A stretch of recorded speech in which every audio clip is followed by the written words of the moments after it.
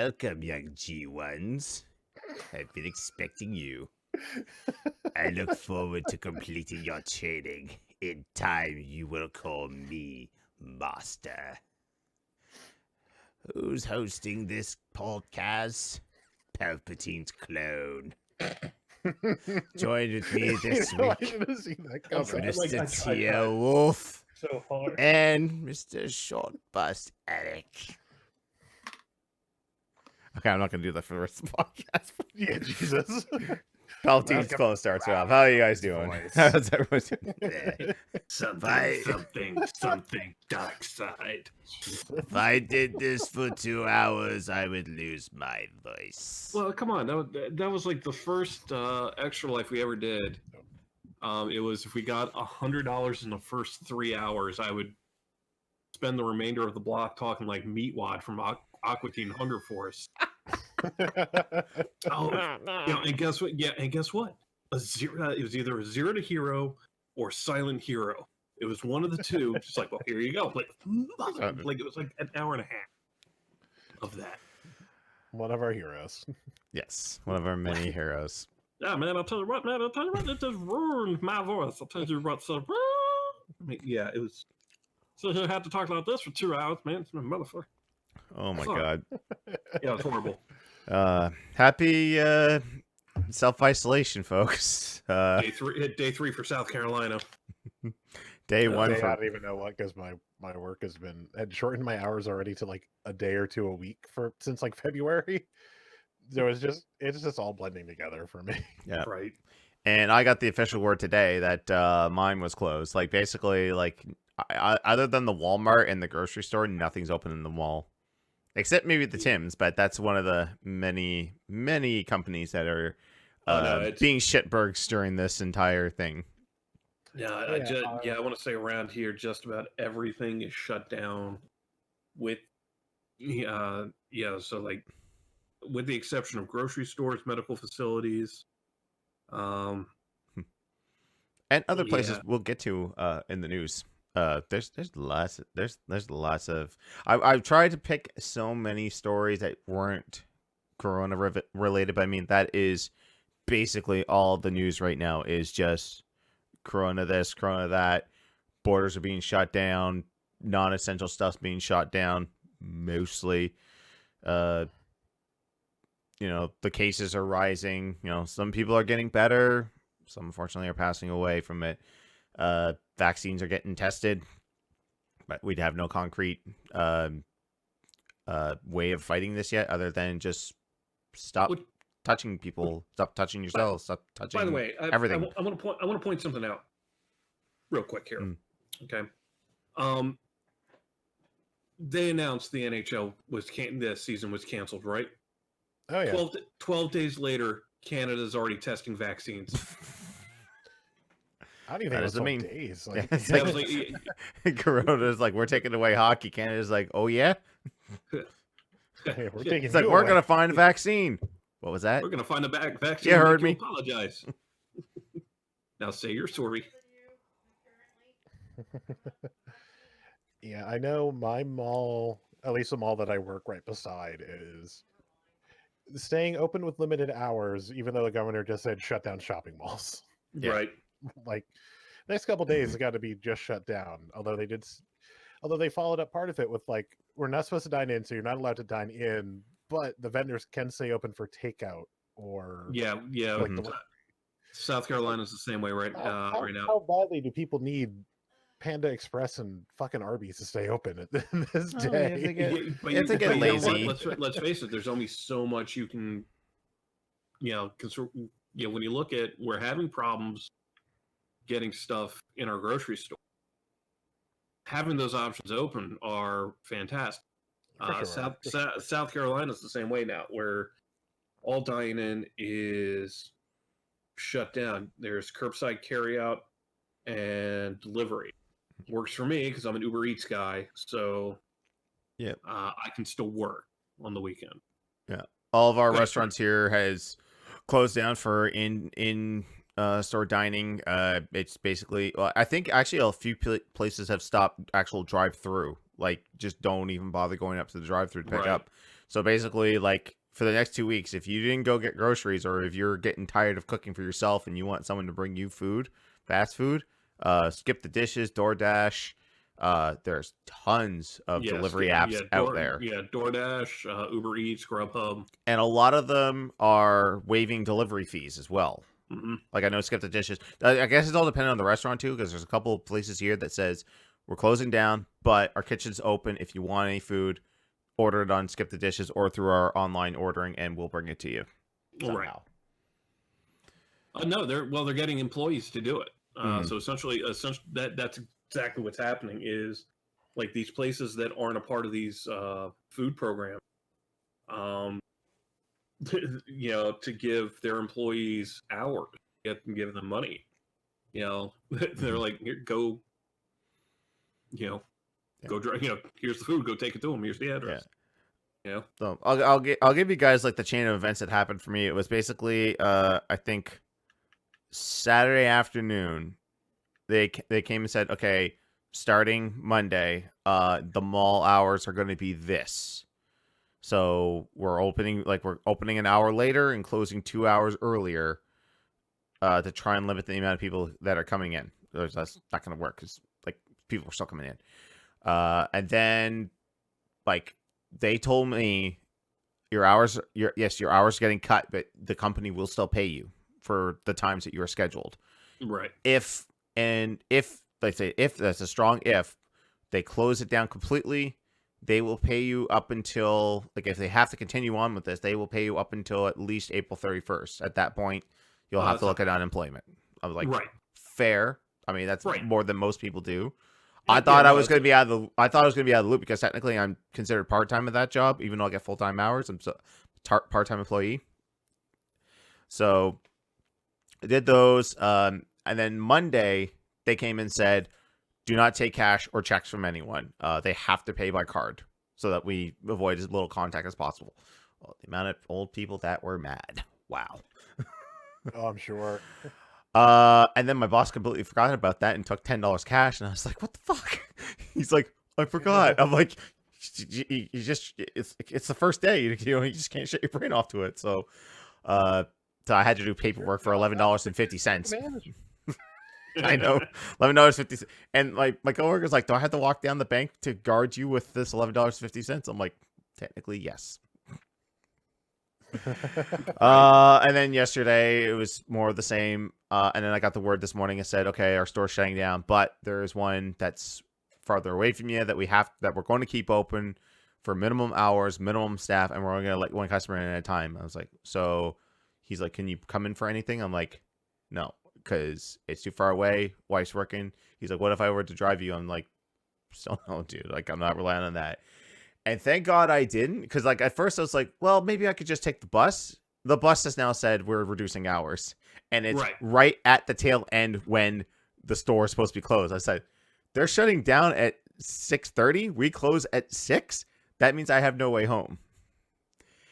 And I was doing the math in my head. I'm like, okay, it's going to cost. I'm going to lose money by like, paying gas, paying lunches, whatever, and by going there just to serve one person at a time. And if we're a center of like 3 or 4 that are there, like rotating out, I'm not going to make any extra money. I'm just going to make my base salary. So why not just stay home? So, yeah. So now the thing is too, is that because I'm diabetic, I'm at a higher risk of actually catching this thing. People said, okay, you're young enough where you should be able to fight it off. But then I reconsidered again, because it took me, how long was I at a commission with that back infection? Like 3 or 4 weeks. Yeah. Like, I'm like, you know what? No. And the thing is, I've worked part-time for 4 years now. Oh, close to 5. I'm getting up there now. It's been that long since I don't get paid vacations. So it's been that long since I've had like an extended period of time, not medical related. So like, I'm going to take it. I'll see you on the 31st. If we reopen on the 31st, which the cases here are not escalating highly. No, but there's still that fear. Because again, the virus threatened hockey, and Canada said, "Fuck you." I want an animated GIF of Wayne from Letterkenny punching out coronavirus. He's no from the first episode, or no, the first episode of season 2 where he headbutts the MMA guy. Oh yeah, where he had to, yeah, who became a series regular. Yeah, just put the coronavirus on him. Just did the handshake. Boom. you're 10-ply, bud. You're gonna fight. You're gonna play PokeStars.com. So yeah, South Carolina kind of progressed, kind of along the same route. South Carolina, it started with, okay, we don't like we were holding strong with West Virginia in not having any confirmed cases. We had some potentials, but no confirmed. And finally, they confirmed on Sunday, and or they confirmed it on Saturday, and then Sunday the school called, said, "Hey, yeah, schools are closed, for at least 2 weeks." And then everything just kind of followed suit with restaurants, and so yeah. So I was trying to find so in 14 days, check on me because I will not be all right. Yeah. Watch the streams to see his slow descent into madness. Oh my, slow. It's already there. Slow, dude. Come on, we're on day 3. I already snapped like 4,000 times. Yeah, with minibus being there, and him being 3 years old, and just attention. I need attention all the time. It's probably right, it's like dude, super rough on you. Yeah, it's.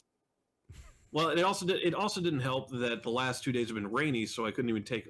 Like, we have this like nature park that we can go to because it's not like an actual park. Where I have to worry about other people's crotch goblins. I mean,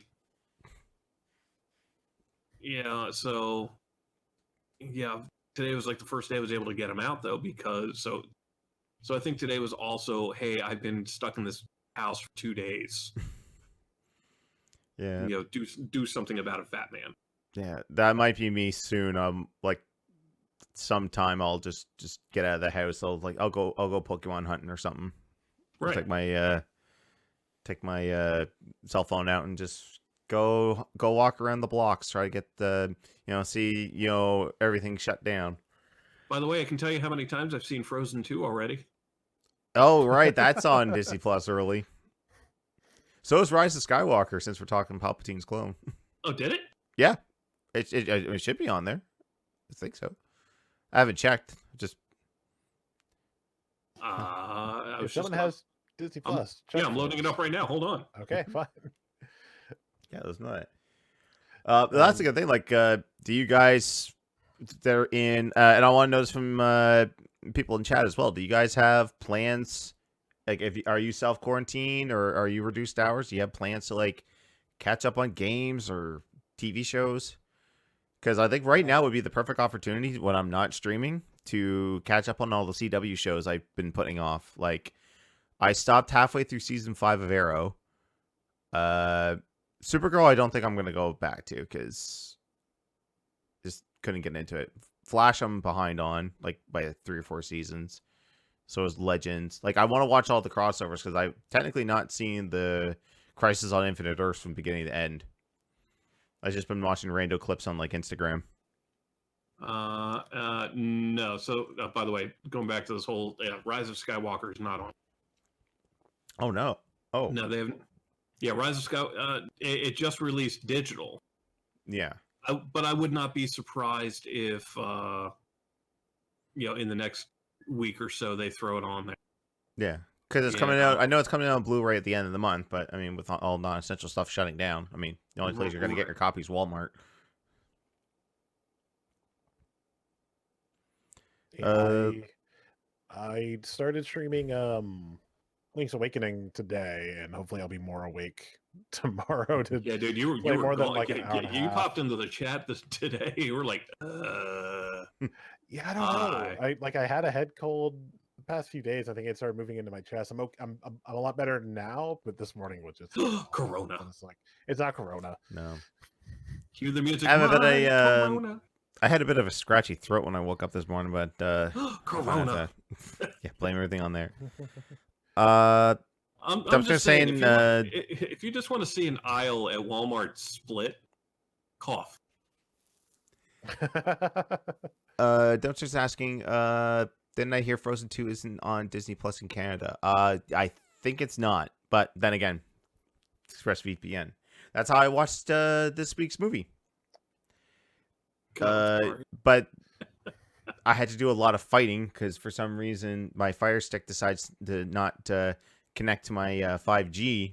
It connects to my old school, not old school, 2.4 connection, which is fucking ass slow for HD stuff. So wait, there's a difference between 2.4 and 5G for some of my. Oh, dude. To counter, is bidirectional gigabyte good? I was very tired that day. Okay, I had like 2.5 hours of sleep and like 4 hours round trip driving. So. Dumpster says he's a delivery driver, which work hasn't stopped yet. Yeah, I think though that Amazon has said that they are limiting deliveries just to medical supplies. So that's deliveries in. Like as long as it's still in their warehouse, they're still going to deliver it out, but they're not taking anything in for a little while, except for I think I want to say it was medical supplies and living essential. Yeah. So if you need a new cable for your stream setup, you ain't gonna get it. I was say buy your Lego now before it sells out. Yeah. Donut says his work's still going. Wordman says his place is still open because it's fast food. Sound here says if they're order quarantine, I'm gonna sleep, play so many games, and catch up on Power Rangers. Then you're allowed to make deliveries. Somehow, some way, the impossible happens and it closes. I could always stream Final Fantasy 7 from your Xbox One. Yeah. I mean, this is like if you are quarantined, this is the perfect time for people to be streaming. Which I attempted today, which I'll get into that in the news portion. Oh, and there's Mushi in the chat. Hi, Mushi. Hey, all working out while watching you. Thank you. Well, I hope we give you some nice background noise for your workout. Quick, somebody find the clip of Minibus screaming into a microphone. Yes, but that someone go back, make that clip, and give that to Mushi. She needs to hear that. So, well, and on top of everything else, beginning of April, I was supposed to go back up to Northern Virginia, go visit family, Passover and all that. But one of the things we were gonna try and do is I was gonna try and stop because Mushi is on the way.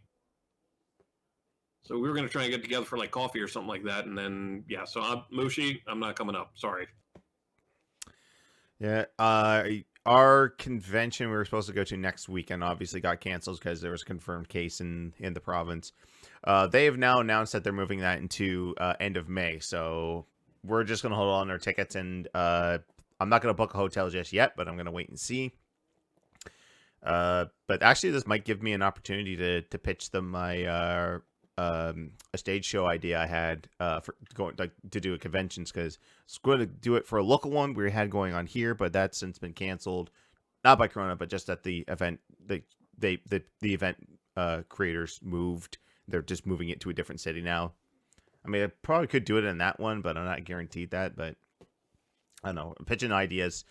Just pitching ideas to get booked for places, because I'm kind of at that point where like I feel my content's good enough where I want to do this stuff on stage. So I got a couple ideas brewing. Cool. But while I'm in self quarantine, and it's gonna be self quarantine now because I'm getting all these things. I was like, okay, if I get stir crazy, I think my comic book stores are still going to be open. I can just go there for a second. But they were slowly starting to cut things back and letting a certain amount of people in, and don't touch things you're not going to buy, yada yada. And then it's just like, let's just close down. So everything's shut down. So I got some games in the pipeline that I'm gonna start streaming here in the near future. TV shows I'm gonna catch up on. But what have you guys been playing on your guys' streams or just on your personal time? This is like the week now, the Corona. Dude, I'm stuck with kid. I don't have personal. For whatever reason, I think because I saw it I was watching someone's or character creator critique. I started playing Skyrim again for some reason from scratch. I realized that there's a mission that's probably gonna be really annoying, so I kind of stopped playing it. Other than honestly, that's kind of been it the past week. And you said Link's Awakening that you started that today. Yes, I started Link's Awakening today. I mentioned that earlier, and shiny hunting every once in a while, but mostly it's been the Skyrim. Right. I started that a little earlier this week. I'm already level 10. Nice. Yeah, I've been all over the map, really. Like, because a lot of times what I'll be doing is I'll end up just kind of lurking in on Johnny or the Game Days or my Mixer buddies or both, and I'll just I'll either be playing Titanfall or I actually plugged into Elite Dangerous for a little bit. But we checked out Phantasy Star Online 2 today. Liked it. I like what we're getting out of that so far. Very anime-ish, as it should be. Very Japanese. But in the pipeline, I got Doom 2. Yeah, oddly enough, Doom 2016 is on deck. I kind of want to go through Ori and the Blind Forest, and then Ori and the two Ori games. Yeah. But like as of recent, I've been all over the map with Forza, Titanfall 2, occasional Warzone. You did a run of Sid Meier's Pirates earlier this week. Yeah, I did Sid Meier's Pirates. Just finished up an XCOM run. Which congratulations to all the G1s. We all live. Woo! Yay! We did it. Just saying. Go team. Sorry, Rob. Yeah. Sorry, Rob. Skyrim. On my front, I think right before the last week's podcast, I just finished up Azor's Wrath, and then finally did the DLC. That crazy fight between Ryu, Evil Ryu, Akuma, and Uni.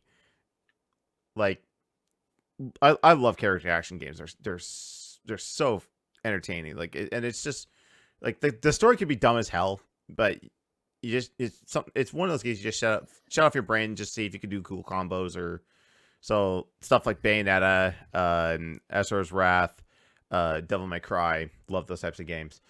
But then I switched over to something completely different. I went back to BioShock Infinite, finished that up, and then I played the Burial at Sea DLC, where you're in Rapture around the same time as the beginning of BioShock 1.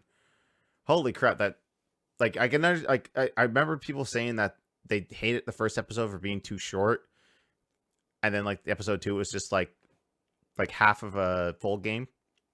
Actually, the whole thing was half of a full game anyway. It was like it took me all 5 hours and a whole stream to do. But man, there's a lot of stuff I forgot about that game. But man, that game is fantastic. I'm so happy went back and played that. I'm gonna go back and play BioShock 1. I've never played 2 before, so I'll get that eventually. But one of the games I started playing now was Samus Returns on the 3DS. So it's the official remake of Metroid 2 from Nintendo. Man, is that different? And a hell of a lot harder. I saw you doing that last night for a little bit. And I'm like, wow, just the art style. Yeah, the art style and the fact that it relies on melee attacks. So like you have to like wait for enemies to come towards you, counter them, and then you can do a few attacks here and there. Especially when counter bash is like the entire meta of that. Yeah. Like I found it better like when I got the ice beam, it was like, all right, freeze you, boom, melee, done. Get my bits, run away. And there's like all these brand new abilities too, like temporary armor. And you just turn on, you glow green and nothing hits you. It's a hard son of a bitch, but I've been enjoying it, and I'm gonna be continuing that on tomorrow. Once I finish that up, normally with my channel, I usually go through a rotation of consoles, just so I don't get burnout. And then the 4th or 5th playthrough, I'm like, okay, I let my subs decide what I play. But I think I'm gonna amend that, and because everyone's gonna be cooped up, I want to play some Switch, NES, SNES online co-op games. So like grab like Silent Hero and say, hey, you want to play Mario 1? Or actually no, Mario 1, I probably would never die and he'll never get a turn. So like Mario 3, Mario World, stuff like that.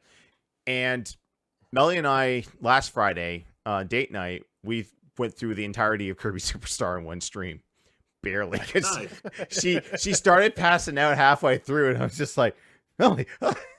There's some points there where she was just mashing the A button, and that kills your second player. I was like, what are you doing? She's like, I was like, move your thumb over here. And I was like, did you have coffee? She's like, no. I'm like, well, there's your problem.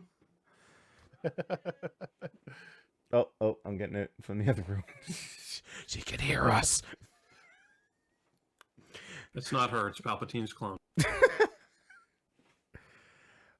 Yeah, so with this self-quarantine, I'm going to try and find more time to stream for sure. That's why my game day... With the self-quarantine, you should join me more often in the morning. Exactly. Mixer.com/shortbus_Eric. And Mixer.com/Mr. TL Wolf. Whenever he gets a chance. Which will be all the goddamn time now, but... There you go. Yeah, the only thing I might ruin it is... You want to play some Warzone? We're going to have this talk again? Oddly enough, I was thinking about checking out Phantasy Star. I deleted Warzone to fit Phantasy Star. That's funny. Proud of you, Wolf. I don't know. I mean, I played it like a couple times, and it's not my game. It's one of those I played a couple times and went like, I'm not anti-BR like Johnny is. I still like Apex. I still like Tetris. I know Johnny still likes Tetris as well, but yeah, I'm not good at those modern shooters, so I don't have fun playing them. So why do I keep installing these things? Why do I keep getting Battlefields and Call of Duties? Yeah, but on the bright side, you didn't have to pay for that one. True. Yeah. So okay, we'll talk about this briefly. Yeah, Tetris 99. I'll go back to because it's Tetris. All I have is my skill. With these BR games, it don't matter what armor I grab, what weapon I grab, what add-on I get to make it stable. Every time I pull the trigger first against someone, it doesn't matter. 2 shots to me, and I'm dead. I could be one of these guys that says, oh, they're cheating, they're using aim assist, or they're using a hack or whatever. No. I just don't care for these games anymore, and I'm not going to play them anymore. If Halo Infinite has a battle royale mode, I'm not playing it. I will stick to Warzone or Firefight, or I'll go to Big Team Battle. Here's the thing: when we did Halo 5 the other night with Jimbo, and we had those Big Team battles, we never won a single game, and I didn't care. Those are frustrating. I didn't care. We were having fun. At the start of the capture the flag match, we ran over an opponent in a warthog. Yes. That was funny. I like that. I don't have to worry about collecting a million goddamn weapons and armor and health things just to get shot twice and die. So, if you like BR games, all power to you. Me, you'll never see me play a BR game again. I don't have fun. Oh, thank you, PayPal, for reminding me that I paid a subscription to someone. Whether it's Game Attack or G1 Game Days, I don't know. There's no alert saying that share your stream anniversary with someone, or your sub anniversary with someone. So we'll figure that out later. Oh my goodness! I hear clicking. Is someone pulling a Shiro and playing video game when they should be paying attention? I'm paying perfectly. I'm listening perfectly fine while smacking the crap out of a giant monster beaver thing. So I'd say I am shiny hunting. It does not require a lot of attention. Right. I mean, I'm going in circles until that's fair. That's fair. I've been noticing a lot of other podcasters who are tending to do their podcasts now from home are playing video games while they're doing that. I can't do that because I have to man a board and a chat and a Discord and all these other things. I really wish I could. Yes, we had. Okay, hold on. Robe in the chat. It's like, I remember you guys had fun in Fortnite. Yes, we had fun in Fortnite when we did our Fortnite thing because we were literally dicking around. Yeah. It does seem like an easier game to dick around in. Yeah. Oh yeah. Because like Warzone, there's really like I didn't find any moments to like, I could just dick around with this thing because the wait times are so long and the map is so big. The ring closure I find is way too slow. So it's like I played 2 rounds of it after I finished the 20-minute tutorial. Which the tutorial sets you up for failure because it's like, hey, look how easy it is to kill people. And you get in, and you're like, why aren't you dying? Why aren't you dying? 2 hits to me. Fuck you, Activision. What, did you find gold armor again? So that's one of the reasons why I went on this tirade on Short Boss's stream why I don't want to play BR games anymore. Because when Wolf and I were just dicking around in Apex, we landed on the train. I had legendary armor, legendary helmet, and a couple of weapons. I was ready to go. We went to the tram. There was a guy waiting. Down. Which, by the way, folks, I want you to know I did modify Johnny Chase's character in XCOM. He is wearing a gold helmet with a gold armor with a golden gun, and he's French. And I lived. Yeah, actually, surprisingly, yeah. Oh, God, that reminded me of Burial at Sea. When you start off the second episode, you're Elizabeth in Paris. And you're walking by, and everyone's talking to you in French, and you're talking back in English. And someone in the chat was saying, like, oh, this isn't Paris. I said, this is totally Paris. Do you want to know why? Because she's talking English back to a bunch of French people, and they're not getting mad. If this was anywhere but Paris, if this was Quebec, they'd be freaking out going, why don't you speak English? That's Quebec. You speak French, motherfucker. But just remember, folks, there's good fishing in Quebec. Fucking hate Quebec. French people. Moving The on. only people that get offended that you don't speak their language. Yeah. Well, French Canadians, anyway. Hey, I'm allowed to make fun of them. Because I'm Canadian, damn it. I live in Blangle province. I have people who roll their eyes at me all the time when they ask if I speak French, and I said, no, sorry, I can't. And they go, why not? It's like, I just don't. It's like, well, this is a bilingual province. You should speak French. I'm like, it's not the law. Not as much as you people want it to be the law, it ain't going to be the law. And I'll leave it at that. Sorry, going back, Lena had a good question. So Eric melted down all the golden horseshoes he got from Johnny's ass and made the armor from it. And the winner tonight, Lena. A winner That's is amazing. you. Remember, folks, a winner is you. Another thing with this self-quarantine is a lot of us are going to be able to get projects done. So look You forward idiot, to I have a kid. I said a lot of us, not all of us. Not everything's about you. It's always about me. All right. So we actually do have some news stories, not all of them completely related to Corona, thank God. So how about we get into the What news? about Budweiser? Sorry. All right. First up in the news, Sony nearly put me to sleep with their PlayStation 5 hardware specifications reveal. Now, I totally understand that this was supposed to be the speech for GDC. It was not meant for public consumption because GDC is filled with actual game developers and people in the industry and maybe a few journalists to go have a party. So I'll give them the benefit of the doubt for that, but my God, I nearly fell asleep for this. So they said how many quads and flops and all this was going to be in the PlayStation 5. Main takeaways from this is there's going to be a solid state drive in it. Okay. which I think is like it's going to be the new norm for systems going forward. As it should, Sure. as it should have been last gen, but yeah.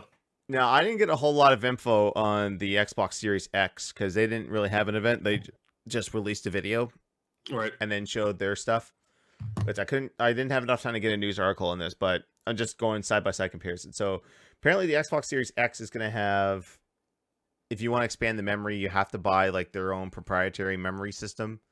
Again, okay. Until people get pissy about that, and then they'll probably switch that.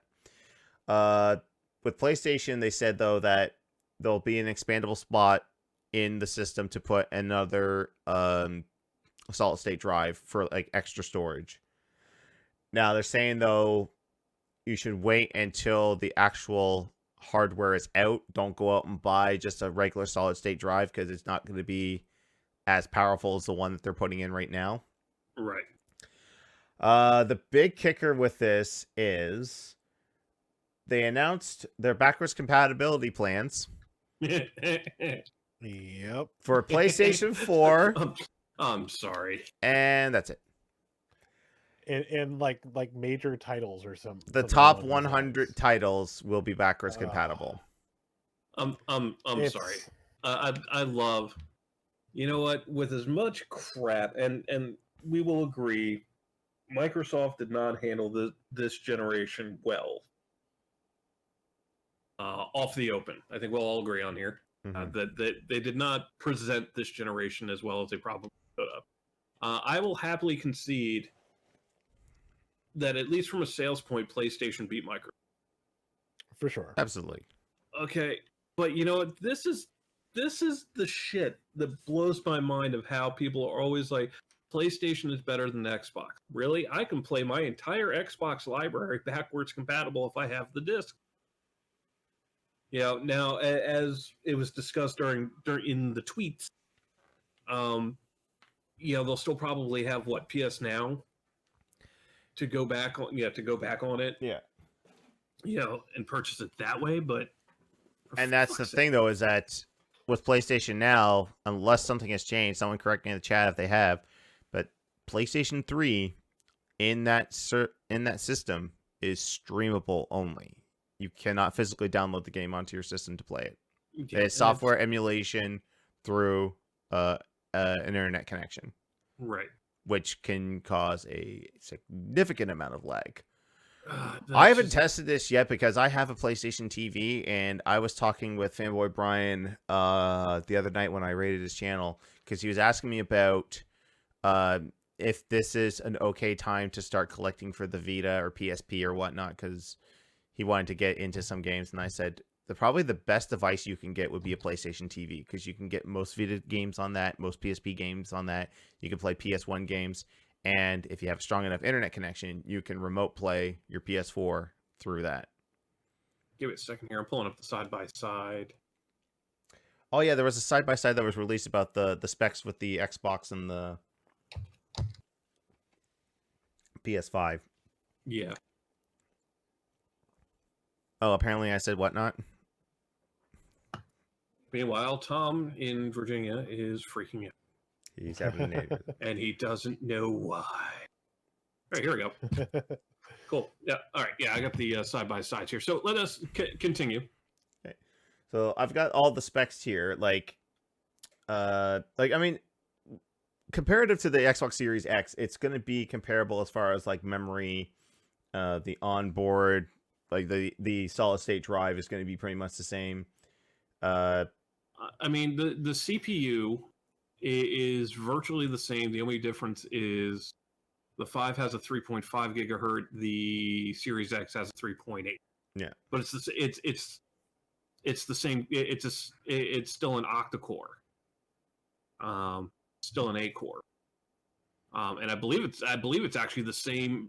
You know, Zen 2 8-core. I believe they're using pretty much the same CPU. So yeah, they're here's where things get a little lopsided for PlayStation. So PlayStation, and yes, we're throwing out tech numbers at you here, but so the GPU, so the graphics card, actually for you non-tech people, is going to be processing at around 10.2 teraflops, which is pretty freaking fat. Let's put it in perspective. The One X fires off. The most powerful Xbox console out right now is the Xbox One X. Mm-hmm. Fires off at 6 teraflops. Not too shabby considering we know what the One X can do. So the PlayStation 5 is at 10 teraflops. The Series X is at 12. So it's twice as powerful. The graphics card in this is twice as powerful as the One X. Let's see. Memory. They're running the same memory. Let's see. Memory bandwidth. Yeah, the memory bandwidth. The Series X is still running faster than. Yeah, it's actually. I take that back. PlayStation 5 actually has more memory bandwidth. Don't ask me what that means in the grand scheme. Yeah. Bottom line, this was a numbers game, and if you were really, really techie and you understood all this, congratulations.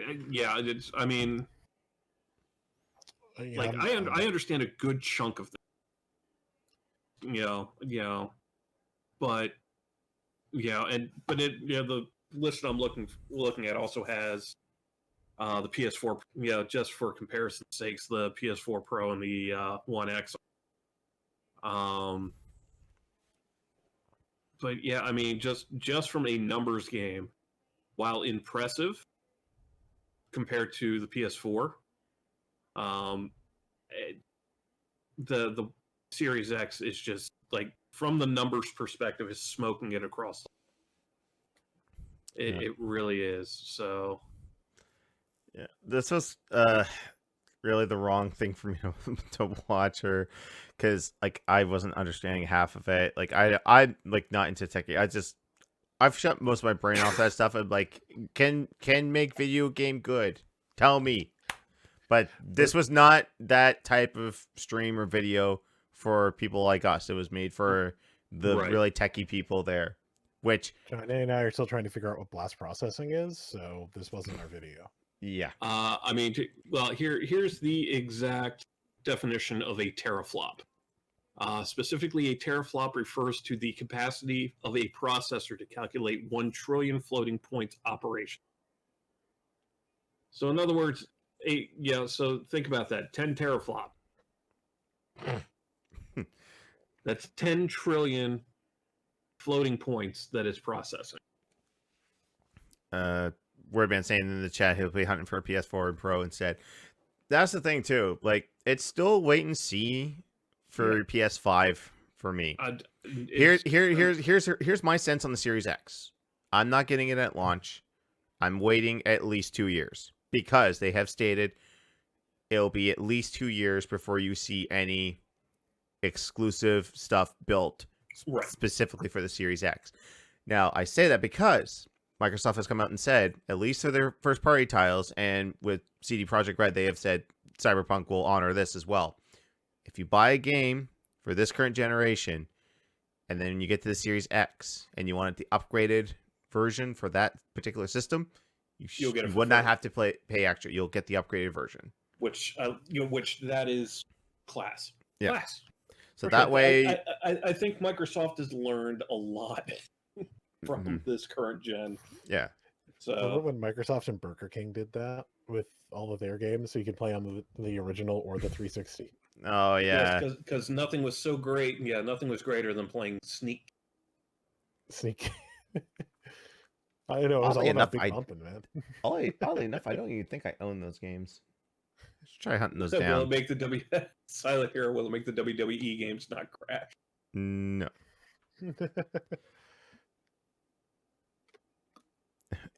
Mikado says, did I understand it? Yes. Can I explain it in a dumbed down way? No. I think that should be reversed. Did I understand it? No. Can I explain it in a dumbed down way? Yes. No. Also no. Also no. Yeah. There's just a whole bucket of no there. Yeah. Like for me, the PS5 right now is not in my cards either, because I still don't know if they're going to overshoot Xbox at this point and say, guess what? We're gonna have exclusive stuff for this console. You buy this console, we got stuff specifically made for PS5, not PS4. Yeah, but you know what? I mean, I think But I think they'll shoot themselves in the foot if they do that because they have a high install base. Now, granted, a lot of that install base is petty install. A lot of people bought a PS4 over Xbox One out of spite. They did it to specifically spite Microsoft. Yep. And man, is there no one who can do spite lately than PS4 owners? Right? Horizon Zero Dawn? Oh, Fucking Death Stranding. fucking hell. They're just I like, don't know we if- want this. It's like, you've had it for 3 years. We can't sell it anymore. We're gonna sell it on a different system now. More people get it. Why are you mad? Because it's my thing. Because I want it. I don't want anyone else to have it. Right? I mean, Don't take my toy away from me. Fucking hell. I couldn't believe yeah, like when I was seeing those reports. I could. Like, nobody was bitching when they re-released Vanquish and Bayonetta. It was like, cool, more people get to play this game not on a Nintendo console or not on last gen consoles.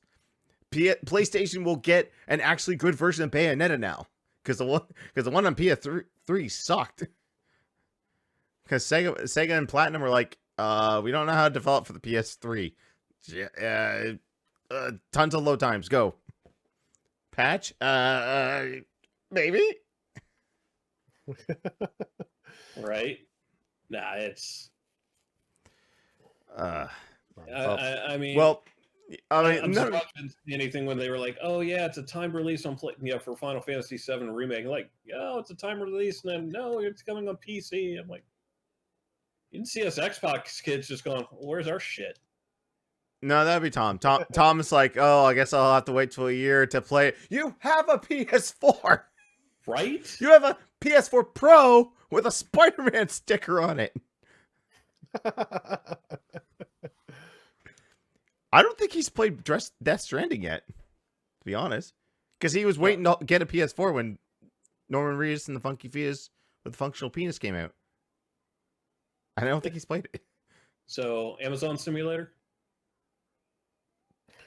I don't know. People are saying that's eventually when you get it's the Final Fantasy 13 syndrome. When you get to the 20-hour mark, it gets good.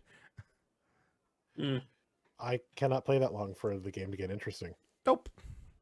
And honestly, within like a week, I read what the story was and just went, cool, it's a Kojima game. Now I know. Moving on. Right. Yeah. So we're obviously going to get like a PlayStation Direct to explain more like to normies what the PS5 is all about. And maybe if they have exclusive games. I mean, they have to do their own Direct because there's no E3. E3 shut down along with everything else in the world. Yeah. You know who isn't shut down? The G1 Gamedays. That's right. Yeah, we'll always be here. Oh, we got so many. We got some Postmates Simulator. I like that. So yeah, PS5. Yes, thank you for giving tech nerds around the world a giant boner. I still not convinced to buy. I'll be honest, I was never convinced to get any of these consoles day one. Like, we were gonna get an Xbox One day one, and then life happened, and we're like, okay, need the money, so I canceled my pre-order. Got it like maybe a year later. I don't know if I've gotten a console day one ever. I have not. I've gotten Halo games day one. I don't know if I've gotten a console day one before. No.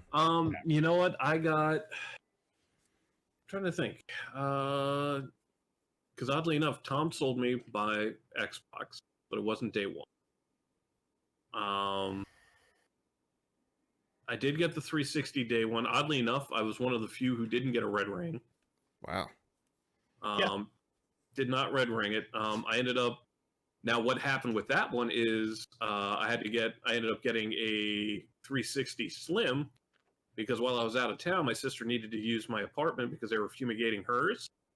And my niece, who was like 2 at the time, knew how to open the disc tray to put a DVD in and rip the disc tray out.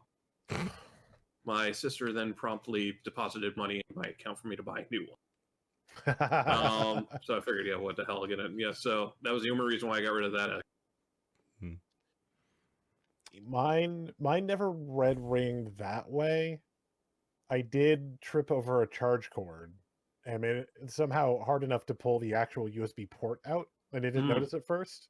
And when I tried to plug it back in, plugging the port shorted it, and that would red ring it, but only while that cord was in. But I never got like the red ring. Yeah. I've gone through 4. Oh, first one I had, we actually had modded it, and then the disk drive actually went out on it. Second one, disk drive went out on it. Third, the GPU went out and would just constantly crash games. And was that when we accused you of peeing in the Xbox? No, that was the Xbox One X. Oh yeah. So the fourth 360 that I have is my Elite, and that's still. I gotta go be parent real quick. All right. Okay. The last 360 I have, my Elite, that's still running. God knows how to this day. The first Xbox One X I bought, the HDMI port shorted out within 3 days. Oh, yeah, I remember that. Yeah. And that's where the whole Johnny Pete and his Xbox came from. Yeah. Yeah. And I got it all set up, and it was like, now, Johnny, you're not going to pee in this one, are you? I'm like, no. My 360 Slim, the hard drive went out on it eventually. I wound up actually buying a PS3. I bought a PS3 off of a friend of mine the day before I got married because I was in town. And that became my main console for a while. Until I finally found a repair shop that could fix the 360. And that's still going, but I don't use it that much. I think it's actually sitting in the entertainment center to my left. Yeah. That's the thing, too. You want backwards compatibility? Go find a fat PS3 with the multiple ports in the front and the low hard drive space. That's the only one. That's the only way you'll be able to pay PS3, PS2, and PS1s on the same console. Yeah, I saw Spawnwave, I guess, just got one of those backwards compatible PS3s from GameStop. It was like, this is the cleanest console I've ever gotten from them. It's not dirty inside at all. Like, this is clearly this has been opened. Yeah. Apparently, there's like 2 different versions of the FAT that are backwards compatible with everything. One of them has hardware emulation. The other one has software emulation. I think mine has the software emulation because there are just some games that will not work. I think Crazy Taxi will not run. If I put in the disc for Final Fantasy IV, the water flickers. Like, yeah, that sounds like a Super Famicom officially translated game on a PlayStation disc has flicker. I think that's also why it's one of the only Final Fantasy games that you cannot buy on the PlayStation Store for PlayStation 3. That could be. Yeah, because it's like we can't figure out software emulation on it, so why bother? Plus, they had the Final Fantasy IV collection for PlayStation Portable. Oh, gotcha. Yeah. Which I got to go back and do like the after year stuff. Because I never did that yet. It's just like, here's the story 20 years later. Here's the kids of the heroes. Fight the same monsters, I think. Cool. There's a book in a book series I've been reading, and I think that's what the 4th book is. I hear it's not good at all because the authors left like partway through and they just finished it. So I've been told not to read that one. Yeah. Well, hopefully between now and the holidays, we'll get some more info on the PS5 through some type of an event. Xbox, which is not releasing on Thanksgiving. That was a weird rumor that popped up today. Right. Why would you release it on Black Friday? Like, why? Why do you? They're not. Why do we? Right, but why do you hate? Yeah, why do you hate GameStop employees that much? Right. Right. Speaking of GameStop. Yeah, that's not happening. That's not a thing. Let's roll into the next story. So, guess who's the new head of GameStop? Oh, Visa Yeah, May. no. I revealed this when it happened, and we all just had a what? Why? Right. reaction. We're all sitting there just going, Reggie, no. I think part of his official statement was that he doesn't want to imagine a world without GameStop. It's like it's already happening, man. Yeah, You dude. I mean, okay, so You are- former president of Nintendo of America, Reggie Fils-Aimé, is now the head of GameStop. Have you? What will his first orders be? Will he actually bring games back to GameStop? Will he get rid of that Funko section? Will he get rid of that? Like, get rid of that brand deal with Conan O'Brien, so there aren't 15 million different Conan O'Brien Funko Pops in the store. Check back next week on Dragon Ball Z. Because sorry, that felt They like a won't lot. find. It's like they won't find the Dragon Balls because they're right behind me. I have them. Speaking of I which, where's your have- mascot? Oh yeah, I didn't know if I wanted to have that on stream or not, honestly. Or at least for this. For this, yes, for Mick's Moose is artwork. Right, I was gonna say Moose is more for personal channel. I got one, at least. That's the 4-star. I need to collect the rest. But yeah, so yeah, I remember when that news broke. We were all in my chat. We're all sitting there just going, Reggie. Have you seen Kitchen Nightmares? Like any episode of Kitchen Nightmares? Yes. Literally, that's what like Reggie seems like he is at this point. Like the ship is already sinking. It's already pretty much fucked. Let's bring in a consultant to try to help. What Probably are not gonna you? work. I'm an idiot sandwich. I don't know what course he could write on this because so many of them are going out of business in the States. I mean, Wolf, you pretty much cleaned them out of all their games.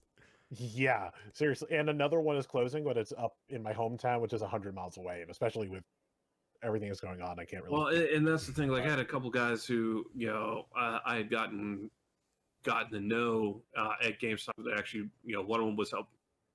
He helped me 2 years ago by posting up flyers for Extra Life. And before the hospital stream last year, I was going to see if we could do it again. And I go in there, it's like, oh, he's gone. I'm like, what do you mean he's gone? I was like, yeah, just one day he just kind of up and left. I'm like, it's like mother jumping ship, and I'm finding out like all the people who like I used to go to talk to a GameStop, they're all gone because they're all just like, nope, fuck this shit, I'm out. It's crazy. I mean, And I mean, in my instance, I wasn't surprised to see one of them go because, like, like that's where my mall is. Less like a mile north, maybe following the roads, there's another GameStop, and then a mile west, there's another GameStop. Like, I'm not surprised that one of them got closed at all. I was a little surprised there was one inside the mall, but that leaves the one next to Target and the one next to Walmart. well, the question, right? Well, at that point, it becomes a question of okay, who's making the most money and what's the cost of keeping that store open. Yeah. Normally, shopping malls are more expensive. Yeah, and so this mall has been kind of trying to push more towards high end, but at the same time not. It's a weird there's a weird dichotomy of we're trying to get higher end stores in, but also local crafts and shit. My mall is weird. That's complete opposite of my mall. They're like, "Oh, you're not a franchise? Get the fuck out." It's like, "Well, we're paying our rent." It's like, "Oh, point, well, especially the mall like grew dude, up. you think that's like, weird? Dude, anything. You will take anything. No, Myrtle Beach is like that. If you're not if the store that you are opening is not franchised out, so perfect example, we have one Best Buy in the entire Grand Strand area, because the Chamber of Commerce declared that everything either needs to be a mom and pop, either needs to be small business, or it needs to be franchise. Excuse me. So the 4,000 Walmarts are owned by are franchised out by 2 people. So they're making a killing. Oh, for sure. I mean, it's very. Sorry, I'm reading some of these things. Reggie parachuted onto the Titanic after it already hit the ice. Not wrong. Kinda. Not wrong. Oh yeah, and Will Reggie get rid of this whole badger customers into this and that mentality plaguing the company? I was I still would hope getting so. like I think I still got a couple like protection plan questions. It's like y'all are closing. Like do you want a receipt for what? Yeah, Well, So I this is can final return sale. it to the store that's final sale. Thank you. Yeah. But yeah, if I wasn't moving, which I haven't been on the podcast in a while. If You for some need reason your you're blanket? only hearing me on the podcast, I moved. But that's why I have a totally different background to my setup now. But if I wasn't moving, Yes. I would have bought one of those like life size. I think it was actually Zero's gun, but Yeah. like one day they brought him out like $16, and it was just like Ooh. I want it. I don't want to move this fucking box. Yeah. So I'm And done then with I sitting coming on back the the couch. next day, like I really should have gotten it. Trumpets. Nope, it's already gone. Fuck. I like the setup you have behind you, especially the Moomba. Yeah. Yeah, Yeah. the football. Have you See- used the Moonball filter on Instagram? See, I feel Yeah, I feel left wow. out because we see all of your backgrounds, so At least Okay. the Christmas tree's finally down. See, the Christmas tree is down. See, I did specifically, yes, also mousetrap. By the way, on my streams, feel free to ask about anything you see behind me. I would love to talk about it. Yeah, I We just don't have have to do it tonight, or poster. we can do it in the question section. Yeah, But I just have ask her the questions because I don't think we have a whole lot of questions to go through tonight. Yeah. I did come up with one while we were talking earlier, but I'll save it. Yeah, I most of wrote my it down stuff in- is just in the file. posters and like I got like the shelf there with the collectibles and then the other shelf. I think one day because I had the exposure up too bright and I think Wordman was like, "Is that Krang down there?" And I'm like, "You actually can see him from there." It's like my Yeah, bottom you shelf. My could. bottom shelf is just all turtle stuff. It's like there's like Turtles, Power Rangers, Hey, Nintendo, Colonel. and then like my Funkos are all up there. The Actually ones I had to make collected. the teeniest tiniest adjustment because Charizard or Charmander up here was pointing directly at the light and it was just like one bright glare in the camera. I'm just, the fuck turn. Okay, there we're good. Rotate you 3 degrees to the left and good. Perfect. All right. So yeah, former head of Nintendo, now head of GameStop. Will anything change? I don't know, but he couldn't have entered the company at a worse time because we have this story. Amidst all the chaos with Corona, GameStop workers are said that the company is failing to address the coronavirus, and just telling them that business as usual, and that even though they are a non-essential business, they are treated as an essential business and are remaining open. Like their business as usual, like just your current hours are staying the same. One manager says that we just got off a conference call about an hour ago saying that we'll be staying open on normal business hours no matter what the states are mandating. We asked what happens if an employee does get the coronavirus and came into work with it, and we were told that they would have the whole staff of that store on quarantine. The store would be closed to clean it, but then they said that other staff come in to ensure the store stays open.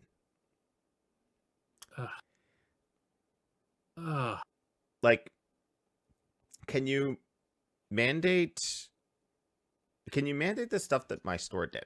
Here's what my store did when all this is happening. And like, I live in a province, it's very small, and we have officially right now 11 cases of corona. But there's great fishing. I don't live in Quebec. But there's great fishing in Quebec. Fucking hate Quebec. Get Side yourself note, a if I type anything in chat tonight, it'll be under my wife's name.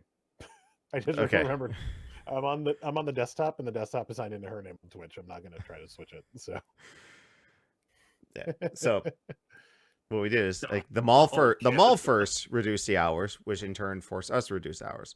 Then we started mandating, okay, no cash because that's taking stuff physically from the customers.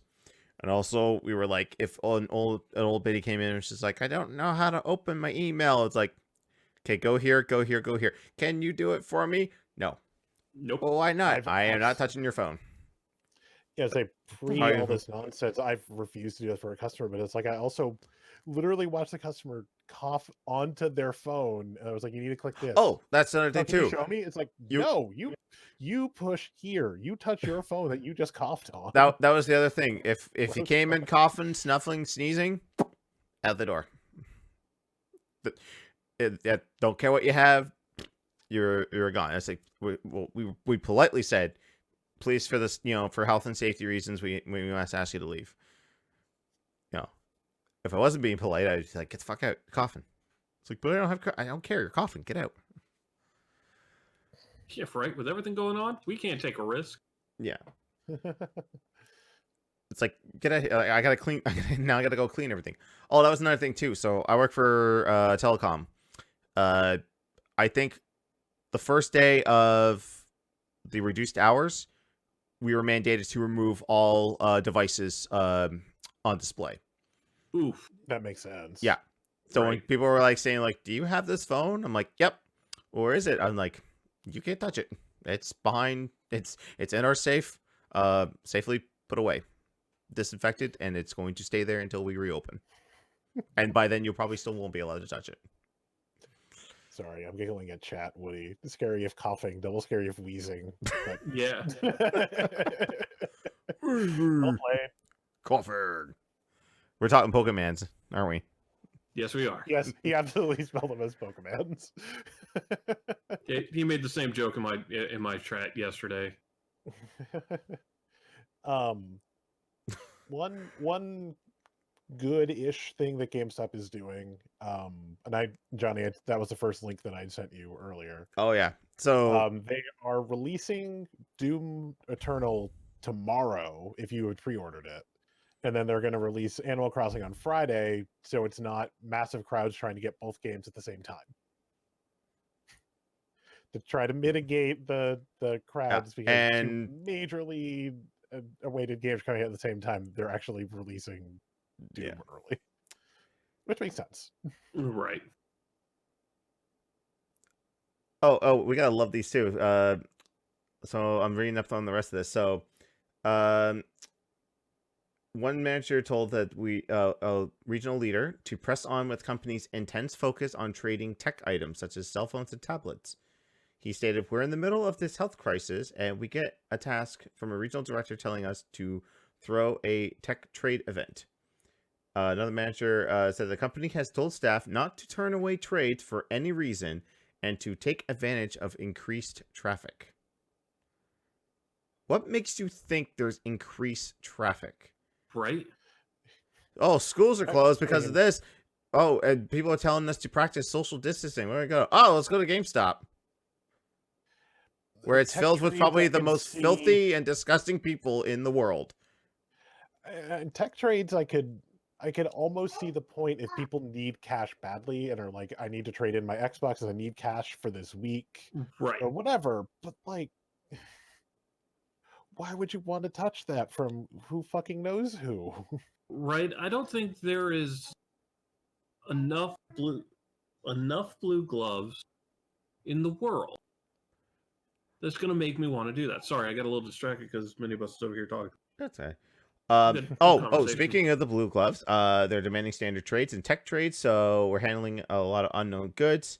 They said that they can use gloves, but the company cannot provide them, so it's up to us to find them. So, yeah, okay. So when I worked for EB Games before, in the US, EB Games got bought out by GameStop. For those of you who don't know this, so but it's essentially Electronics Boutique. Yeah.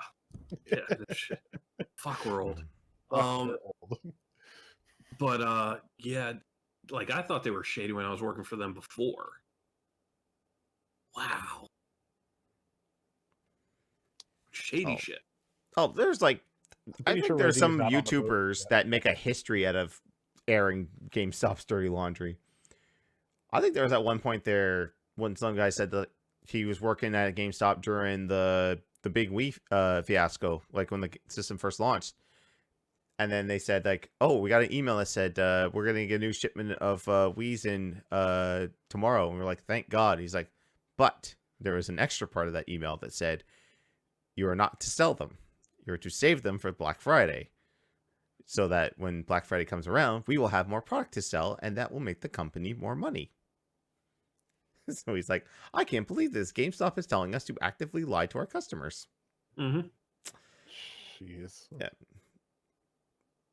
Like, honestly, you don't need GameStop anymore, because you walk in, it's just it's because they bought out ThinkGeek. All they have now are just knickknacks and statues and toys and gotcha bags of random mystery things. Their video games are off into a little tiny corner. By the way, we can't blame any of this on Reggie. He doesn't technically start until April 20th. No, We're not blaming this on Reggie. No, I'm just saying, like in general, Reggie's in the clear. Actually there. Yeah, Reggie's in the clear. Even if he were there, Reggie's in the clear. Yeah. Let's face it. He's inheriting a dumpster fire that a company's been trying to put out with gasoline for the last couple years. So I mean, so I mean, again, when I was going to mine when it was closing, there was a huge section. I think I took a picture, but I don't remember if I kept it. Of little vinyl toys that were like it, you like shook them and they pooped, and they were all poop jokes of like popular figures, like Chewbacca and shit like that. Like one, this is the stuff they're selling at GameStop now instead of focusing on games. And two, at 80% off, you still can't move this shit. Right. We're still boxes and boxes of this.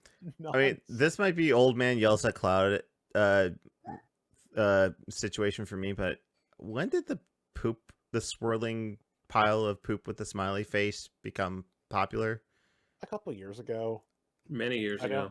I know. Yeah, I don't know how. Yeah, with the emoji, like emojis got popular, and then all of a sudden, poop emoji became super popular, and now. And then there was a movie about it becoming a thing again, like a popular thing again. And it saddened me when the Emoji Movie came out, and I would watch like the interviews with the cast that were on there, and I saw in the lower third Patrick Stewart poop. I mean, thank God he got Picard back, but I mean, that's a steaming pile of poop in some respects. That's his own thing. I'll have to wait till tomorrow's episode to find out. We'll see. But yeah, just to let you guys know, though, that this is not just exclusive to the U.S. Canada and EB Games is having its own little shitstorm. Enough, my confusion has nothing to do with poop right now. So Johnny called me out on it. I fully owned it. I am sitting here playing Dauntless, and I'm doing escalation. And round one of escalation, the monster phased through the map, and we won.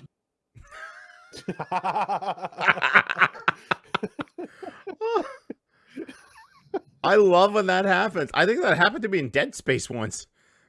Like, I was near the end of the game, and not the final boss, but like just a random assortment of enemies were attacking me. I ran a plasma cutter ammo, and then all of a sudden, like, it just stopped. I'm like, now I did nothing. What happened?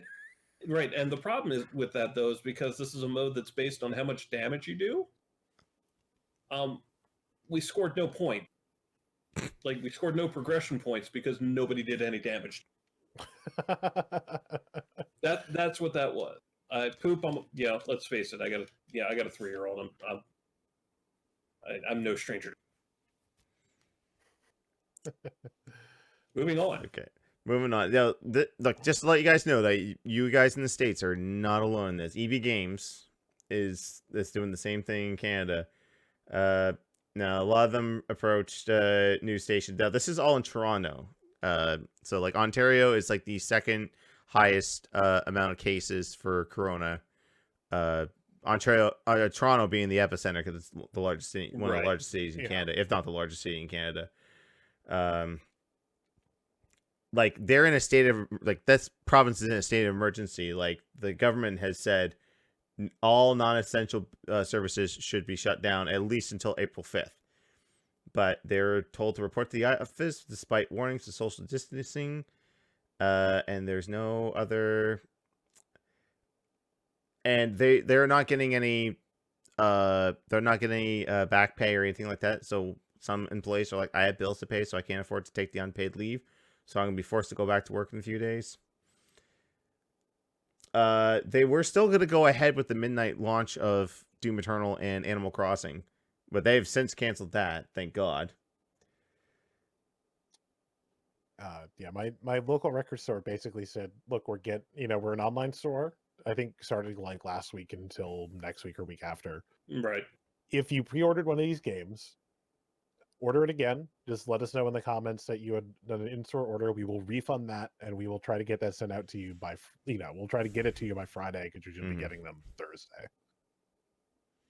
Yeah. They were trying to figure out to do like a curbside pickup. It's like, there's no way that's going to be safe. We apologize. Yeah. No. There are certain things that they can do safely that, when you're talking about something in mass like that, you cannot safely do. Yeah. And it's going to be one thing when I'm out next weekend delivering food. Yeah, for sure. There's going to be a moment at this. I'm going to get stir crazy and actually just go into mall and just look and see how empty it is, and just kind of get that. Because one of my wife's friends actually sent us a picture of what it's like inside the mall right now. Like I think the food court has now been officially shut down. They were under they removed like half the chairs, half the tables and the chairs, and you could still get food, but they would not put it on a tray for you. It's like, we can put it in a bag, or you could just take it by hand. right. So I'm just thinking to myself, so you mean to tell me that the trays, which before all this happened, they would regularly clean, like I see the mall workers cleaning these trays consistently and putting them back on. You're telling me that they were just not, like, it wasn't sanitary what they were doing. It's not sanitary enough that you can't give me a tray. They're like, no. I'm like, okay, I'm never asking for a tray ever again. Thanks for that. Right. Well, having used to work at mall security, I don't know. I'm sure it's similar in most malls, not the same, but yeah, the housekeeping crew would have their own, like, a dishwashing room. Granted, yeah, it was hot water, but let's face it, some sketchy shit. No, though they have in the core, they have their own like kitchen little area where they wash everything down, and they have clean supplies, and they have the sprays and all that. But I was like, okay, so you're telling me that you still can't give me a tray? Like, that's a little nuts. At least for my mall at this point, it's down to social gathering, basically. Like, so I want to say they specifically said they don't want social gathering for 10 people, right? For Maine. So for the mall, it's just like, we're not even going to give you 10 chairs to get out. Oh, and that was the thing too. Like, when all this started happening, the reduced hours and all that, I still see all the fucking seniors just sitting around. I'm like, you guys are in the high priority list of people that will probably get this. Why are you here? Go home. Like, I know why you come here anyway, because you're bored as fuck and there's nothing to do. You sit like. Remember when Mallrats was such a big thing towards young people? It's reversed to that. Like, I don't see young people hanging around and not spending money. I see old people hanging around and not spending money. Oh, they'll go buy a coffee at Tim's. Yeah, but exactly. That's it. Oh, I don't have this on the docket, but yeah, fuck Tim Hortons. They not in my city, but about hours away. They fired 10 of their employees because they did not want to show up because of concerns of catching it. So they falsely fired them for not meeting schedule standards. So yeah, they've been inundated with a bunch of calls saying like, hey, call this local branch and ask why'd you fire Cody and all of his friends. You better rehire them or we're boycotting you. But I mean, no one's going to boycott a coffee shop because no. And at the same time, if the coffee shop fired me for like that reason, I would never go back. I would never go back as a customer, let alone oh, cool, I can come get my job now that they fucking hate me for all these calls. Like, no, Yeah. God, no. Oh, that happened around here. I'd be like, hey, when this crisis is over, my work actually needs some employees because some people are going to choose to stay longer out because they're concerned with their families. Some of them have kids. We're going to need some extra hands on hand. Give me a resume. Come on in. We'll do some quick training. Right. I don't care. I don't have the Um, authority to do that. I'm just saying. My boss has always been like that. We had a store across from us on one day just go bankrupt, and they're like, we're closed. They came in next door and they said, yeah, we got to close our doors. We just went bankrupt. Anyone's looking for their stuff, they can pick it up at the security office. I was like, oh, shit. Oh, Jesus. And I told my boss that. I said, okay, so the next door just closed. And he's like, print off our current listings, give it to them, and say, anyone looking for a job to come apply. Yeah. Nice. Yeah. Dumpster mentioned Tim Hortons got run out of his town after less than a year of existence. It took longer in my area, but Southern Maine, there are no Tims. You have to go Wow. like an hour north to find one. Really? There are so many more better donut shops. It's like the big one, if you know the area, I live in the South. Tim Hortons never made it this far. No, it just trickles up into the upper states that are around the border. Yeah. Okay, so how I'm about finally the going to opposite? move Not only on. has- Okay. I'm going to finally move on to the last corona-related thing. So, NBA suspended, NHL suspended, MLB delayed in starting. Pretty much the world has stopped. NHL. But you know, one thing that's not stopping? Pro wrestling. Because why stop the thing that involves men and women touching each other and possibly spreading the virus? Right. So, like a ruling on that one, Bob. One of the things that has been in the news a lot is the WrestleMania. What's going to happen? Are they gonna just outright cancel it? They said that for the longest while that it was just not getting canceled. They'll wait and see. It took government officials just to tell them, it's like, okay, you've got a week, Vince McMahon, to either cancel this show or we're going to cancel it for you. So then there's like, oh, it's not canceled. It's not postponed. We're going to move it to the Performance Center and have nobody in the attendance to watch it. The biggest show of the year. And for a lot of the performers, there's a lot of them that's their first WrestleManias. And you want to have like these big moments. And you tell me you're going to make them wrestle in front of nobody. It Now will be the most unique WrestleMania, though. Oh, it's even getting better because now it's being pushed to 2 days. They're splitting it up, and it's going to be hosted by Rob Gronkowski. Is I pronouncing that name right? Yeah. The guy that almost got kicked out of WrestleMania when he was planned to have a spot. Yup. Yeah. That occurred. So a couple of years ago, WrestleMania, they had the Andre the Giant Memorial Battle Royal for outstanding achievements in the performance of excellence. So he was in front row, and he got beer splashed in his face or water splashed in his face by Jinder Mahal. So, of course, what happens? Oh, he takes off his jersey, and he's like, oh, yeah, I'm going to get in there. He crosses the barricade, he's getting ready for a spot, and then security stops him. Because she thought he was a random fan trying to get into the ring. A referee had to run over and say, no, fucking kayfabe, he's part of the show. So now he's officially signed with WWE, and he'll be hosting WrestleMania 36 from the Performance Center in Orlando in front of nobody, and it's now been split up into 2 nights. So it'll be on April 4th and April 5th at 7 p.m. Nice. So guess what? 2 watch-alongs with me. Out in the audience.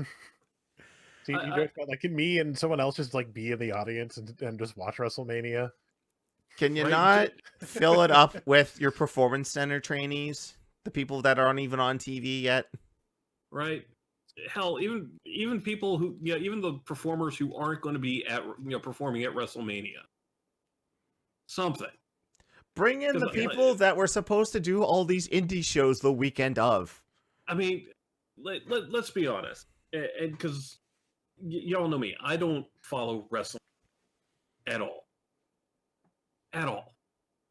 But when I'm seeing the clips of like Stone Cold Steve Austin doing his, if you're excited about this, say hell yeah, and it's just an empty performance center, I'm going, oh, this has got to suck for him. When he gets back behind the curtain, he's just gonna be like, fuck.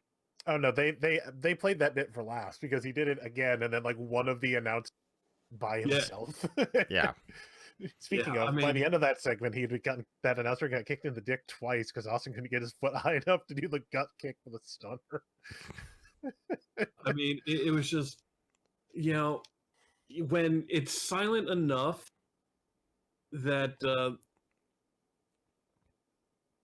you have Bray Wyatt talking about how the Fiend has set him free, and someone is on the internet is now adding the music from Twin Peaks. Someone else pointed out on Reddit, John Cena is kind of infamous for calling his spots a little too loudly in the ring. It's gonna sound like he's narrating the fucking match with no one in the arena. Pretty much. I mean, it's just like, wow. And then compound with the fact that when they first did this whole audience-less show on Friday night, they kicked it off with a women's tag match, and when they cut to commercial, they just stopped wrestling. They waited until they came back from the commercial to continue the match. But they messed up in the broadcast for the European market because all that shit was aired. And I hope someone actually recorded it, not on their cell phone, but like PVR'd it, and that it can be uploaded for all to see. Like, what? Just, I know why. It's because Vince is fucking stubborn. He's just like, he won't cancel for fucking steroid trials. He won't cancel when his own performer dies in the ring. When one of his announcers almost dies of a heart attack live on stage. A red robe? He won't cancel when one of his employees murders his wife and child and then himself. Like, nothing will stop this man. Nothing. I think Chavo recently claimed he almost canceled SmackDown after Eddie died, which is the first I've heard of him actually almost canceling a show. No, he didn't cancel it for that. No, he didn't. I think Chavo talked him into keeping it going when he said that. He claimed that Vince almost canceled SmackDown. Canceled SmackDown? Eddie died before Raw. They did a tribute show on Raw, and then they had a tribute show on SmackDown. That's just like what I saw on Reddit. But yeah, like to be fair,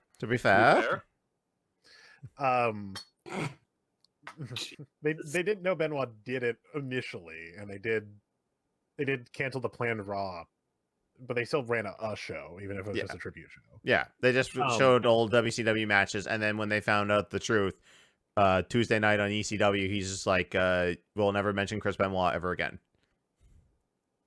If I can tangent for a moment about the no one knew part. I mean, I'm still technically part of that forum, but I was on a wrestling forum at the time and had made like a memorial message for Benoit before all the shit came out about it, and shortened my The Lone Wolf name to TL Wolf. And then as I was looking after I deleted, it's like, that's kind of funny. What if I put Mr. in front? That's where it came from. I've been Mr. TL Wolf ever since then. Wow. The origin story. Right. Yeah, and that's another story. Like, I was working with the indie group here with IHW, and they asked, like, I was running the website as well, and they said, "Can you throw up a tribute to Eddie, or sorry, not a tribute to Eddie, tribute to Benoit?"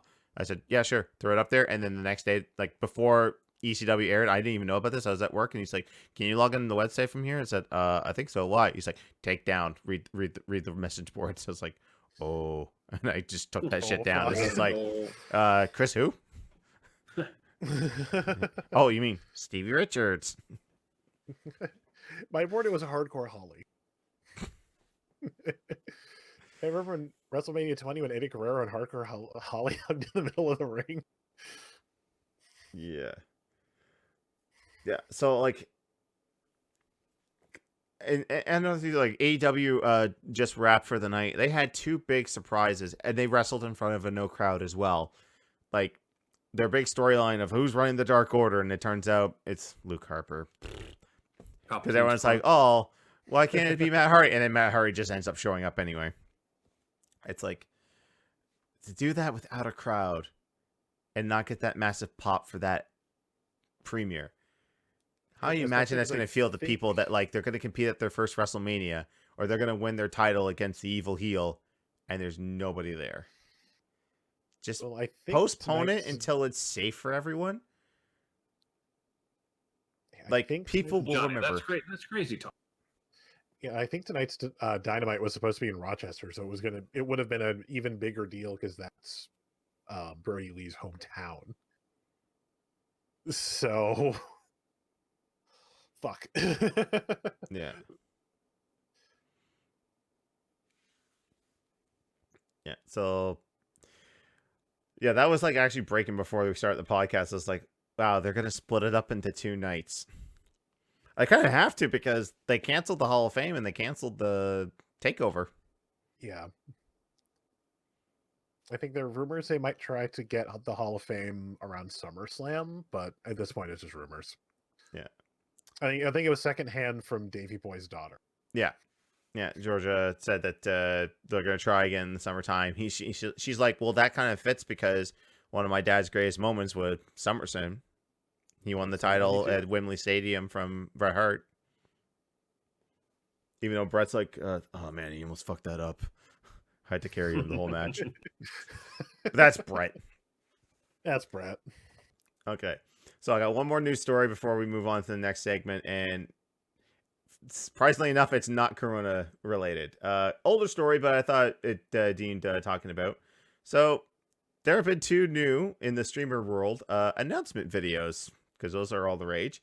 So Pokimane has officially signed with Twitch to remain exclusive on that platform. And I don't have any news article on there, but Dr. Disrespect also confirmed that as well. And you know, I don't like the character. I will admit the announcement video was pretty well done. No, you know what? And that's actually a lot of his stuff not pertaining to his actual streams is pretty funny. You know, like even the little shtick that he did at whatever the last wrestling pay-per-view where he's just walking around doing his thing. Like, oh, I'm just looking for him. And then just walks off. You're like, fuck. You know, and the what was it? The Call of Duty commercial was also pretty funny as well. Yeah. But yeah, I mean, and I've said it before many, many times, as a streamer, I just like, and here was the thing. I did actually watch him the other day because he was streaming with Shroud. He was streaming Warzone with Shroud. So it was interesting to watch Shroud and Dr. Disrespect play together. I'm like, And I watched for a little bit. I'm like, no, I can't. Oh, not my cup of tea. No, can't do it. Yeah, admittedly, that like echelon of streamers is just not my cup of tea. But part of the reason I watch streaming in general is the audience participation in conversation. And when it's thousands of people, that doesn't happen. When the chat's scrolling by so fast, I can't engage. I kind of tune out on those. Yeah, thank you. Like I watch a lot of Max's stuff, but I unfortunately can't engage with chat at all because everything scrolls up. I think there's one point they were doing like NES games because they had a modified system with like really good like video quality. They wanted to play on actual hardware. And people, he was suggested, it's like, oh, play Bionic Commando. And I'm like, yes, I love Bionic Commando. Let's go. I'm like typing in Bionic Commando, like obviously not reading it. No, it's going by too fast. Like I sometimes I hope I never get that big because Right? Like it's like I really want to talk to you guys, but all I'm getting is just it's going by You too know, fast. Yeah, yeah, I would like a bigger audience, but not to that degree. I mean, because even if you, at that point, even if you threw slow chat on, you're still not keeping up with Yeah. If you want to see a chat explode, watch Critical Role when they do their giveaway. When it's just put this one word in chat, you will see it, and maybe you'll see your that you actually put it in chat before it's gone. it. Right? Yeah, it's It vanishes. Yeah. But if I enter it again, I get disqualified and can't win the thing. So fuck. I'm pretty sure I enter. right. Yeah. Where man says be as big as Game Attack. Game Attack has a like G1s. We have a nice set audience with Game Attack because the chat doesn't go super fast. Like the guys can engage with everyone. That's the perfect front. Like getting bigger than that gets a little tricky. Now Pokemon came out with a video after her announcement video to explain why she chose Twitch over everyone else, because apparently she was offered more money to move to another platform. More guaranteed money to move to another platform. Right. Now, she said that had she gone with that, yeah, she probably could have bought a house for her mom or whatever, or buy a fancy car or whatever. But the loss of viewership would have been, the biggest detriment. And, asking someone to say, hey, you've known me on this platform for so many years, I'm going to go to this one now. Right. It's going to drop significantly. I mean, I can't remember the numbers Ninja was making on Twitch with just viewership, but that's like, he only gets 1/10 of that on Mixer. Yeah, I mean, and even then, it depends on what he's playing. Yeah. Yeah. Now, there are a lot of streamers, when they got their guaranteed offers, like, no one has ever said flat out how much money that company paid them to come over. But they have said that, like, I just bought a house. I was like, okay, we know where that money went then. Well, and we can make a guesstimate. I'm trying to think. So it was actually about the time last year when Ninja did Mass Singer. And he waited a couple weeks to address it for people to get caught up. But by the way, season 2, he was the first one out saying, spoiler alert. But he went on to explain, it's like, oh, yeah, we thought you were just taking a vacation. He was like, no, but this is, and this is the flip side of it, because he's got that, essentially it's salaried money from Microsoft. He can go off and do those. Mm-hmm. Now we'll also agree that Ninja, in comparison to Pokemon, is so well established, better established, that he can get away with that, taking that hit. Mm-hmm. So yeah. I think with Pokemon's audience is more akin to YouTube. Like, she puts out a lot of original content on YouTube versus what she does on Twitch. So, but I mean, at the end of the day, I have this discussion, with smaller streamers on Mixer. It's like, oh, well, I'm just testing the waters. I'm like, okay, well, don't feel, if you don't think this is platform for you, go to another platform. Yeah. So, I mean, now in the case of Dr. Disrespect, I don't, despite what he says at the time, I wouldn't doubt it if he was offered a contract like Ninja was at about that same time. But that was also before E3. I think post E3, they're not going to want that. They don't want to be associated with that. That's, again, this is my opinion. What is actual fact, I don't know.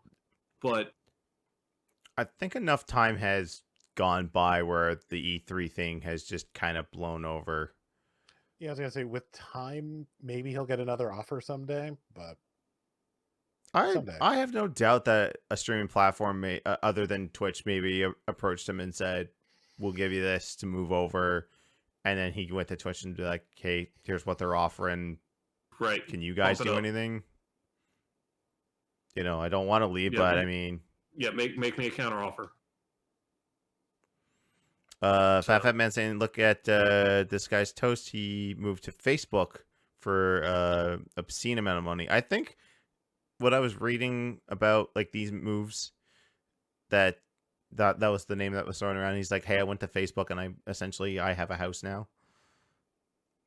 Right. Oh, Lena is saying, speaking of girl streamers, Casey Tron's been suspended indefinitely. Please to be explaining. Yeah, Can I get that info on that? Yeah. We'll see if I can find something. And while we're waiting on an update on that, can we get a shout out to Alinity's cat for revenge? I'm just saying. Oh. And of all the people to make a highly viewed content video with all of her revenge, fucking Brittany Venti? I forgot she was a thing until that came up. I'm like, wow, you're still around. There's the one that was like, here's Hitbox. Okay, so apparently Twitch streamer, I can't pull it up on the I don't have the chat on here. I throw it up on the screen, but Twitch streamer Crazy Tron has been suspended indefinitely over coronavirus comments. She breached the community guidelines by engaging in hateful conduct and threats of violence. For the platform over comments she made after she was asked if she would kiss someone who had coronavirus disease, COVID-19. Oh, Jesus. Oh, this was on the... there's this guy who does this podcast over Google Hangouts with like 10 or 12 different thoughts. And try to spread as much as possible for the world be a better place. Oh, she said we would leave. Yep. Oh, maybe I shouldn't read that out loud. Yeah, no, it's pretty rough. Look that one up. Yeah, Lena's got the link in chat. You can click on that. Yeah, I'm gonna take a look at that real quick. So, Johnny, I had sent you a news story that was breaking while we were live. It was those two links I had sent you like before we started. That was actually going on at the same time as our game day with Red Robe. If we've got time to talk about it, I can list the things real quick. Oh yeah, sure. Is this the GDC stuff? Yep. So obviously GDC got canceled again because of the thing. We'll just move on beyond it. So they had their GDC Choice Awards and the Independent Games Festival streamed actually while Rogue was live. So I've got the winners. I don't know if Johnny wants to pull up nominations or not. Like I said, I sent you a couple links in our Discord call we've got going. Knowing how long it took us to talk about the Game Awards, probably just easier to go through the winners as opposed to naming off nominees. Yeah, I wasn't gonna read off the nominees, but I figured if you wanted to put them on screen, go ahead. But for IGF, just real quick, the best student game was called Boredom. A lot of these I haven't heard of. I'll be totally honest, especially I mean the IGF especially. The audience award was A Short Hike, which, by the way, until tomorrow is actually free on the Epic Game Store. Excellent in audio with Mutazione. I've never heard of it. Excellence in narration went to Heaven's Vault. Excellent design went to Patrick's Parabox, which I was surprised that Sayonara didn't win like any of these. Excellence in visual art went to Knights and Bikes, which I might pick up. It looks really fun. I don't know what the Nuovo award is, but it went to The Space Between, which looks like a weird nostalgia. It's like a PS1 throwback. Like, if you remember that game called LSD, it kind of looks like that. I remember a drug called LSD. Yeah. Very like trippy, frozen, very like blurry PS1 graphics. But the IGF Grand Prize went to A Short Hike, which I need to play. I did already pick that up for free. But moving on to the Game Developers Choice Awards, they had a couple of awards announced ahead of time. The Ambassador Award went to Kate Edwards, who She was the executive director of the International Game Developers Association from 2012 to 2017. She's worked at Microsoft. I think she's now at Geography, I believe. She's done a lot. And the Pioneer Award went to Roberta Williams, which made me super fucking happy because she was one of the founders of Sierra Online, who, if y'all know me, you know I love Sierra Online, if you can't tell from all of the fucking Sierra games over my head. Yes, Iceman is still over my head, by the way. Codename Iceman. It is still... Watch out for that sub. Still fucking here. I've still got it. It lives right over my head. But, no, she worked on, like, the King's Quest games, Phantasmagoria. No, my favorite is next to it. It's King's Quest 6, which she also worked on. Where's it? No, Death Run. Fuck you. Anyway, moving on. There was an in memoriam section. I would say go back and watch it because I didn't get a chance to get the notes of what everyone did in the in memoriam section. I'll be totally honest, they went pretty quickly. Your best debut developer was Zaum, who made Disco Elysium. Innovation Award was Baba Is You. Best technology was Control. They also won Best Audio and Best Visual Art. Baba Is You won Best Design as well. Disco Elysium got Best Narrative. Your best VR or AR game was Vader, a Star Wars VR experience. Really? Yeah. Yep. I wish Best that would come to mobile game PlayStation is- VR. Best Okay. mobile game, which I was very close to just writing as Best Apple Arcade game because 3 out of the 5 games are only on Apple Arcade. But What the Golf, which is... It's fun, but to me, it got really samey, and it beat, like, Sayonara, it beat Call of Duty Mobile. I think it beat Sky, which Sky did win the Audience Award. Sky, from the same people who did Flow, Flower, Journey. Hold on a sec. You mean to tell me one of the most ambitious mobile games of 2019 did not get nominated? The game that was going to change everything? Raid Shadow Legends did get nominated for It anything? did not get nominated. You mean all these YouTubers and influencers are full of fucking shit? Yeah, right. And No, wait. no one is legitimately going to advertise this game again, and it's a giant meme now. Let me pull this up real quick because the only one I haven't said yet is the Game of the Year. And your nominees that did not win were... Hold on, let me find it. Where the fuck is Game of the Year on this list? Because it's not quite alphabetical. Mobile game was Sayonara, Wild Hearts, What the Golf, and Grindstone, which are all Apple Arcade, plus Sky and Call of Duty. Game of the Year. It was not Death Stranding. It was not Control. It was not Sekiro. It was not Outer Wilds. It was Untitled Goose Game. What Game of the Year from GDC, which honestly, the way it took over the internet for like 2 or 3 months. Months? There was a lot of fucking Right. for a while there.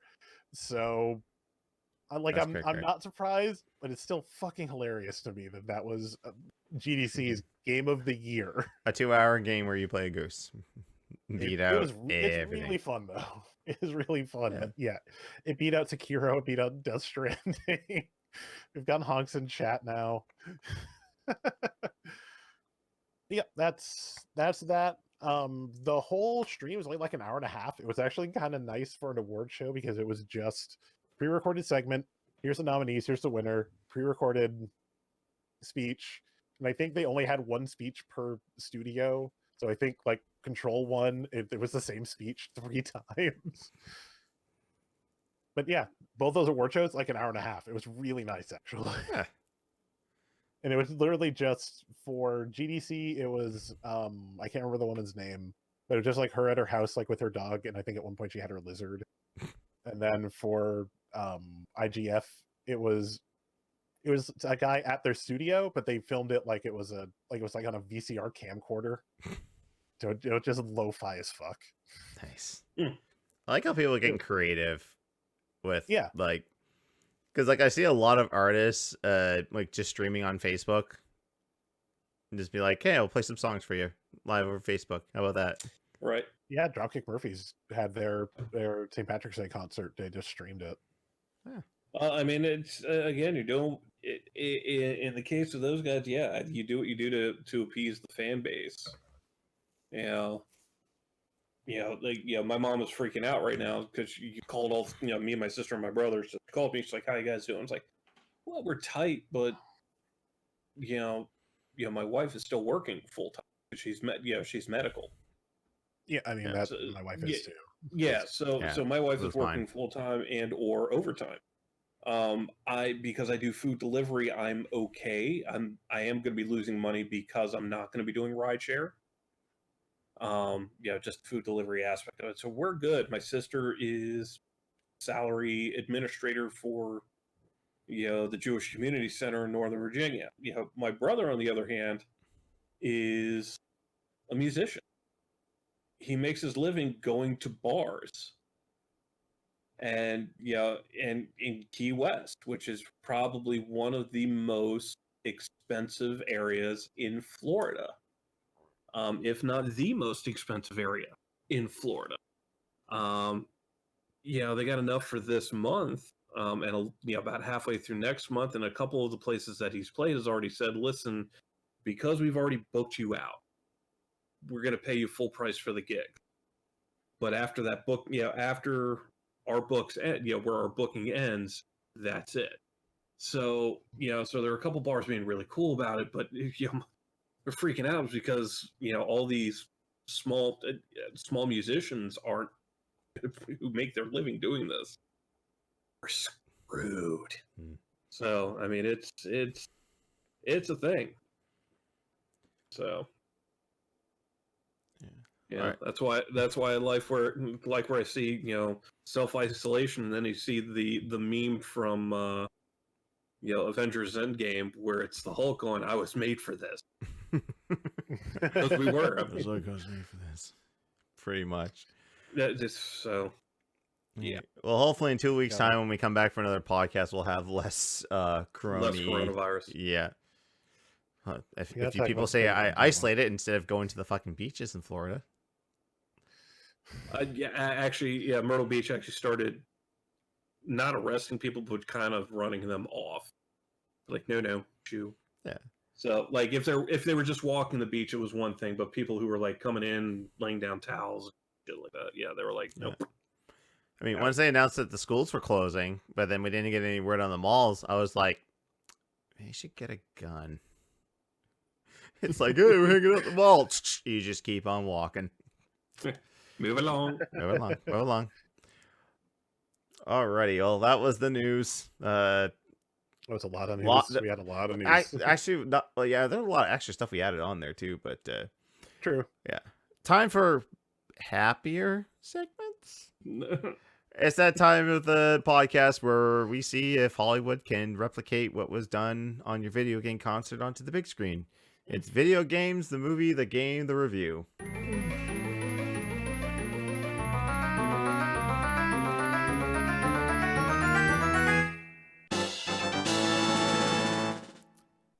And for this week, because it's coming out on Friday, we're taking a look at Doom. Why do we do this? There's Carl Urban right why, there. Why do we do this to ourselves?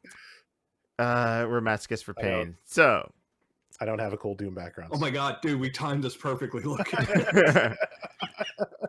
Maybe I can make this better by humming the theme.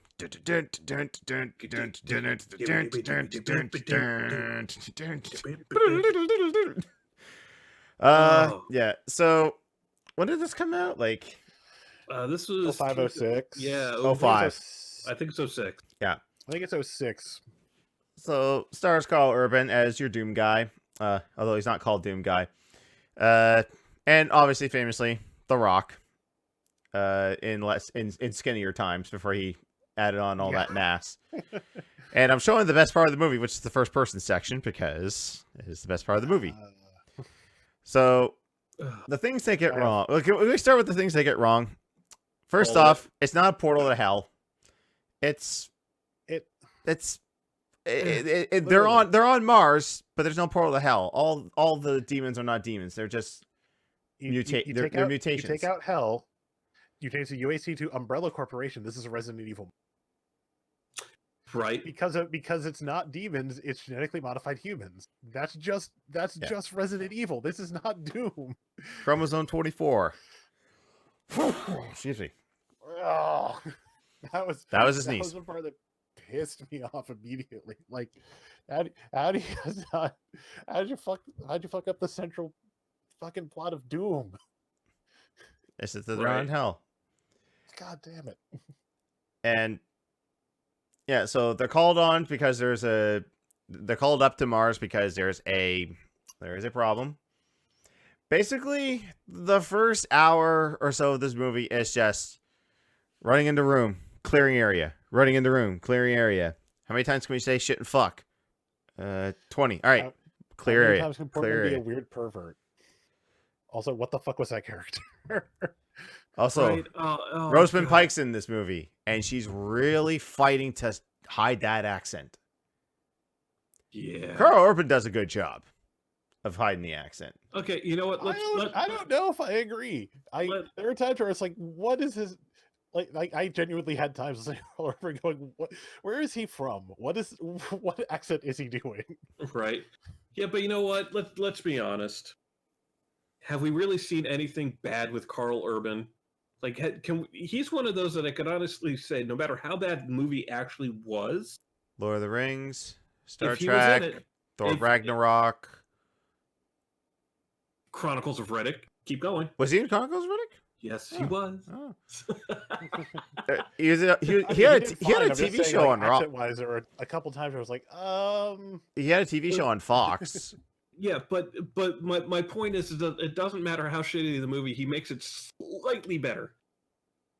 Even this, you have to admit, if it had been anyone else other than Carl Urban, would have been, forget the train wreck. It just, yeah. Like, yeah. And The Rock's character is Sarge, like, he just, like, it's so stupid. Like, he just gets progressively eviler and eviler for no goddamn reason. Because you think that, like, oh, maybe he's infected. He doesn't even get infected till near the end of the movie. But he's just like, we need to neutralize everything. Kill everyone. Yeah, like, kill everyone before he gets infected. Yeah. Right. I completely forgot about it. I was like, oh, maybe this is just his character trait. No, this is just... I thought, oh, maybe this is just, because he got infected early on because he was touching the blood. Oh, maybe it's starting to get to him. And he's just like, oh my god, no. Semper Fi, motherfucker. What? Semper Fi, motherfucker. Come on, dude. The only part of the movie that like hinted to me that it was Doom. The only thing I can think of is when The Rock says, like, kill them all, like God sort them out. Everything else, it could have been like any other franchise. Like it just wasn't Doom. Like, even genuine opinion, honest opinion, the first person didn't feel like Semper Fi, motherfucker, right there. Put that part like on. It didn't even feel like Doom to me, so it was almost too smooth. Like it felt more like Time Crisis or Area 51. Right. Like it felt more on-rail shooter than first-person shooter, but that's just personal opinion. Yeah. Also, we all know when Doom ends with a fucking fist fight. Oh yeah. Every Doom ends with a fist fight.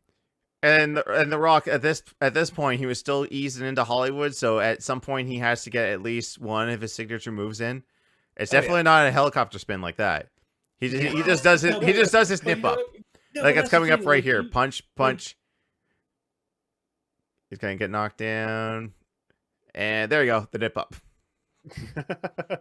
No, but that's the thing, is that even in later installments of the Fast and Furious franchise, he was still pulling off rock bottom. Oh, really? I never got that far to the... I got as far as, like, Fast 4, and I was, like, done. Yeah, no, he still pulls off rock bottom. He pulls off rock bottom. He still drops it. It's hilarious. It's like gotten into the point, like, even in shit like the Game Plan, when he was doing all the kiddie movies, I was just waiting for him to drop a rock bottom on some of these asshole kids. I'm like, man, you gotta come. And this is the one movie, I think this is the first kind of flop for The Rock, because he references it at the Hall of Fame where he inducts his dad and his granddad into the Hall of Fame. Because here she does like a bit of roasting. So he's like, "Oh yeah, did you know there were some headlines? Not a whole lot of people know this. There was some controversy with the army in internment camps torturing terrorists by making them watch copies of The Marine." And then cut to John Cena, and then cut back to The Rock. And he's like, "Hey man, I did Doom." Right. Well, I mean, that's right up there with George Clooney always apologizing for Batman. So it's just wow. No, what? Joel has to apologize for Batman and Robin. Yeah, And to an extent, Batman Forever, because it was just. But then again, you can't really blame Joel Schumacher. It was Warner Brothers. It's like, we need to sell toys. It's like, okay, but we need this movie to be okay for kids to watch. Because remember, McDonald's had Happy Meal toys for Batman Returns, and Batman Returns was definitely not for kids. No. That was some dark. There's definitely a time where it was, we're gonna make toys out of everything. Here's Rambo toys. Here's Toxic Avenger toys. RoboCop, Aliens, toys. Predator. Oh, let's watch a movie. Oh fuck! That shit fucked me up. Jesus Christ! It's like, I like RoboCop. I'm gonna watch the movie. Daddy, why did the RoboCop shoot that man in the dick? I'm gonna watch RoboCop. I'm now traumatized for life. You know? Oh, don't let him watch the the close to NC-17 director's cut. Oh, That's even gorier. Oh yeah, no, I think they extend Murphy's death scene by like 30 extra seconds. So it's just 30 extra seconds of right, yeah. It's like an extra 15 to 20 seconds of Murphy's death scene. The dude who gets run over by the truck at the end into the toxic chemicals, when he gets hit again and explodes, it's just even more fountainous. Crazy. Oh, Jesus. It's just, oh god, yeah. It's just like, what the. Yeah. So with this, it's not about fighting demons by opening up a portal to hell. It's you're fighting. Carl Urban, Judge Dredd. Just saying. There you go. I haven't seen Dredd, but I've heard it's really good. Oh, dude, it's phenomenal. Phenomenal. Like, it's a Doom movie. You don't have to get everything in, and obviously, you know, the Doom guy never gets into the armor or anything. But like, the highest ranked demon in the whole thing is one shitty pinky demon that we see for 30 seconds. It doesn't even have legs because literally a character named Pinky gets turned into a fucking pinky demon. Right. And yeah, what the second worst thing is an imp with a chainsaw. It's just imps. Yeah, it's imps and infected humans. So like, yeah, E1 M2 is essentially as far as it gets into actual Doom. Yeah. The actually going back to Pinky, one part I actually found funny, and I never picked this up the other times I ever watched it. Like, fucking pervert guy Joe Chill from Batman Begins. He's being a dick to Pinky. So like when the imp starts attacking him, he's just like, and he's just like, what's his face? He's like, I don't know. Yeah, where's Portman? Hey, do you see Portman? Nope. Like he's watching him getting slammed back and forth in the stall. Nope. Yeah. I mean, I also like, you know, when he's got the Rock and Carl Urban at gunpoint, and it's like we're not doing this. We're all gonna be safe. Oh no, there's something behind me, isn't there? That was good. Oh god, going back to RoboCop Mini Makoto in the chat. Let me see Red Foreman get shanked in the throat. Right. And Edward Man, my favorite quote from RoboCop 2 when they're fighting each other at the presentation, the head of OCP. Behave yourselves. Now I'm just gonna kill all these innocent bystanders. We're good. Right.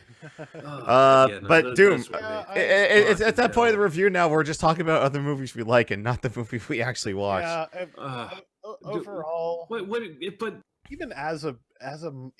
if you strip away, it's like that's the way I like to look at these. Strip away the video game part and just look at it as a movie. No, it's average to bad. It doesn't even get an eh. It's just like, the fuck did I just watch? Yeah. Yeah, I get it. Like, as just a shitty zombie movie, because it basically was just zombies. It wasn't demons. No. Even then, It was not great. There were definitely a couple times where I went, "How long have I got?" Oh yeah, I did that How much several more of times. this It's like, do I how are they have? doing this? Yeah, I Yeah, mean, and that was the thing because I didn't even watch the whole movie. I just did like it was like, Doom movie summed up in 15 minutes. like I'm I like, have right now, I Fandango watched the movie whole thing clips. because I haven't Yeah. actually watched it. I hadn't watched it until yeah, I today. didn't, dude. I didn't have time. I'm glad I didn't have Yeah. time, Yeah. but I Yeah, didn't have time.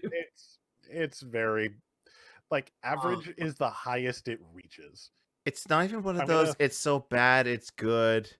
It's To just laugh bad. at, it's just It's bad. bad. it's just bad. It's Like like I said, like average is the highest reach it could go. It will and never. you know It would what? never hit good. No, I remember watching. Eh. I remember when I watched it the first time that I watched, and I was like, okay, this is a. It was like, yeah, you had the iconic stuff like, hey, all of a sudden the BFG 9000, Mhm. fucking awesome. I was like, Was cool. that supposed to be the BFG? I kind of thought it was just the plasma launcher. Nope, Nope. it was a BFG. It actually said BFG on it. Yeah, Okay, I Force must gun. have been not looking at it. Yeah, And then yeah, the Rock it comes was in and this- goes, "Big fucking gun." right. Just so Fair enough. I must have missed that. so yeah, there was that. I'm like, all right, cool. And then I'm like, color wrong. It's supposed to be great. Yeah, right. that's It's the like, video game part. That was He's a like, plasma launcher. And I'm sitting there going, this movie is complete shit. And then, of course, you had. Now, I will say this: yes, the first person section looked janky as all hell. Because you're right, it didn't look like Doom; it looked like an on-rail shooter. Yeah, because it was all like steady cam. Right. Like, But you got to I think give Hardcore credit. Henry probably did it better, but they also did that. Yeah, well, 10 years after the fact. right. Yeah. But you have to give credit where credit's due in the fact that they did that in one shot. Oh yeah. So the fact that they pulled that off in one shot. I say if there's no cuts in that at all, if it is one long take, it's I noticed impressive one take. I noticed a lot of like camera trickery. I don't think it was it was done in one take. Like there was a lot of moments there where it was just like you could seamlessly like cut between stuff. I should actually recommend that scene to the Corridor crew on YouTube because they do like their VFX artist reacts. And I'd love to see if they can say like, oh, this is definitely not all in one shot, and oh yeah, this is where they cut here. And now I'm going to throw a recommendation out here, and I'm going to mention this name again. But if you want something that's Doom related and more entertaining, Critical Role just did a Doom one shot where they took D&D 5e and heavily modified it to make it work. All the player characters were demons, and it is sponsored by Doom Eternal. So, spoiler: by the end, they have to fight the Doom guy as a Mancubus, a Pain Elemental, an Archvile, etc. nice. But like that was so much more entertaining than this. Yeah, it is twice as long. It is almost 4 hours, but I would go back and watch that again, even at 4 hours before I went back and watched this again. Yeah. Ever. No. I know there's a new one, and I know if I'm going to be on the podcast, I'm probably going to watch that too. Annihilation. I am seriously considering making that the movie for 2 weeks from now. But even I don't even want to watch that. Because how do you fuck up Doom Guy more than what they did in this movie? Oh, let's make it a 90-pound female. We'll have to see. I'll have to check it out. So I guess I'll probably be back. Just like last time, Where it's like, wait, didn't you already do Annihilation? Mortal Kombat again. Didn't you already do Annihilation? Quote, yeah. Yeah, every time I come on the podcast, I end up having to do an Annihilation movie. Well, we were thinking like last time when we did Tomb Raider, where we're gonna do the Tomb Raider reboot movie, but then since Doom Eternal was coming out, it's like, hey, maybe it makes sense to review Doom. Yeah, I don't know. We'll see. We'll see how that goes. So, yeah, Doom. It's not so bad. It's good. It's just bad. It's not good.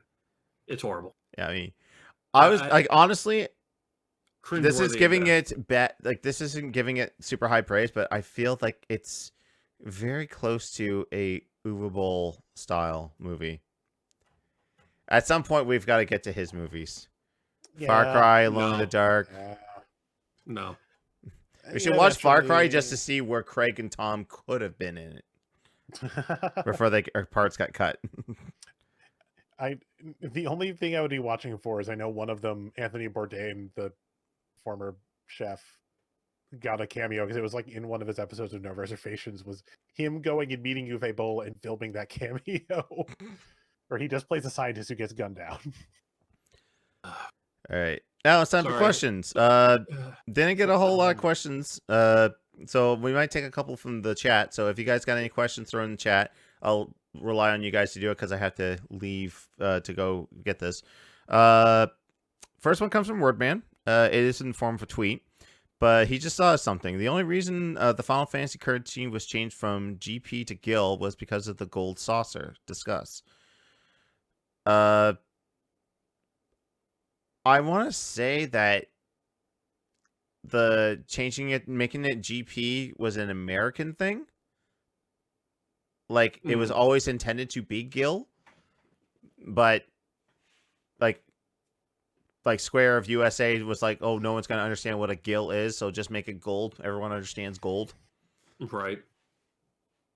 But I think it started becoming Gil, in Final Fantasy VII, because that was when it's like, okay, we're going to give Sony the run with Final Fantasy now, and we're not going to pretend that these 3 other games you never heard of don't exist anymore. So this is named 7.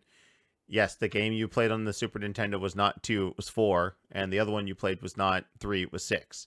We have 3 other games that you have never played and maybe never will. I mean, down the road they got around to that, but no, I think it was just, it's like a translation thing. It's like with 4. I don't think Tella was ever to call Edward a spoony bard.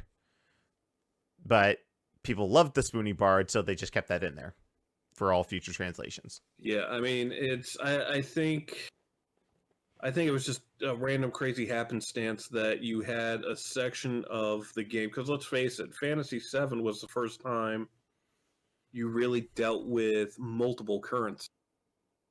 So I think it was just a crazy happenstance that, okay, we're using Gil in the main game, and then you get to this one section that you need to use GP. So I don't think it influenced it. I think it was just one of those random moments in gaming where, hey, it just kind of coincides together. So I mean, a lot of people have backtracked on like as soon as they've done translations. I know Dragon Quest, back when it was Dragon Warrior, they had healers called just called healers. They were just like slimes with tentacles, and then they just called them. I think they renamed them to a different type of slime when they reverted to Dragon Quest. A lot of this other stuff just gets renamed when stuff gets lost in translation. Right. So the only other question we have on here is from Monster Legends podcast. I like this one. What game has been the most emotionally impactful for you? I got 3, but I'll let you go first. I have several. I'll go through my favorites though. So, Last of Us, BioShock Infinite, and more so now when I played the DLC, I was just like, damn. Marvel Spider-Man. I'm blanking on the other one. I will say though that the one that everyone seems to blubber over, Final Fantasy 15, unfortunately did not affect me. Like I'm sorry, like I didn't blubber like most people did on the internet. It was good. It didn't catch me in the feels. No, the way it did other people. I hated I hated the antagonist for sure. Like I wanted to kill him. It's like you take my father and my future wife. Damn you, Tommy Wiseau. And pretty much my entire country. Yeah. Damn it, you Tommy Wiseau. You headphones off for that part because I haven't actually played it yet. Spoiler. Yep. No, it's on the list. So. Yeah, Wordman in the chat, Gears 3 and Gears 5. I can go with that. Don't say Gears. Don't tell me anything else about Gears 5. I'm not there yet. Oh, right. Damn it. Dude, we still gotta do 4. Dude. We have time now. We have time now. We have time. What are we all doing tomorrow? We have so much time. We have time now. There you Hey, go. we can perfectly do this during your time because then I don't have to restream it. I could probably restrain my perspective, but I mean, all the focus should be on yours. Moving on. Sorry. Yeah, no, the three for me. All JRPGs. My forever will always be Chrono Trigger. Chrono Trigger's it just every bit about that from start to finish is always one that always catches me. Which is why I would love to see not a remake like what they're doing with Fantasy VII, but more of an HD upgrade like what they did with Secret of Mana.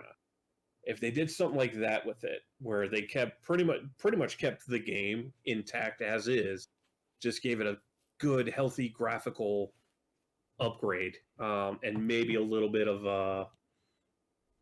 the voice acting like they did in Secret of Mana, I would love it.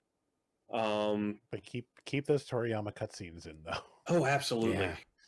absolutely. Fantasy VII, because I was actually really one of the first Final Fantasies that I ever played. Aside from what would have been, I guess it was Final Fantasy III in the US. But like it was the first. I want to say that was probably the first modern JRPG that I really felt invested in the character.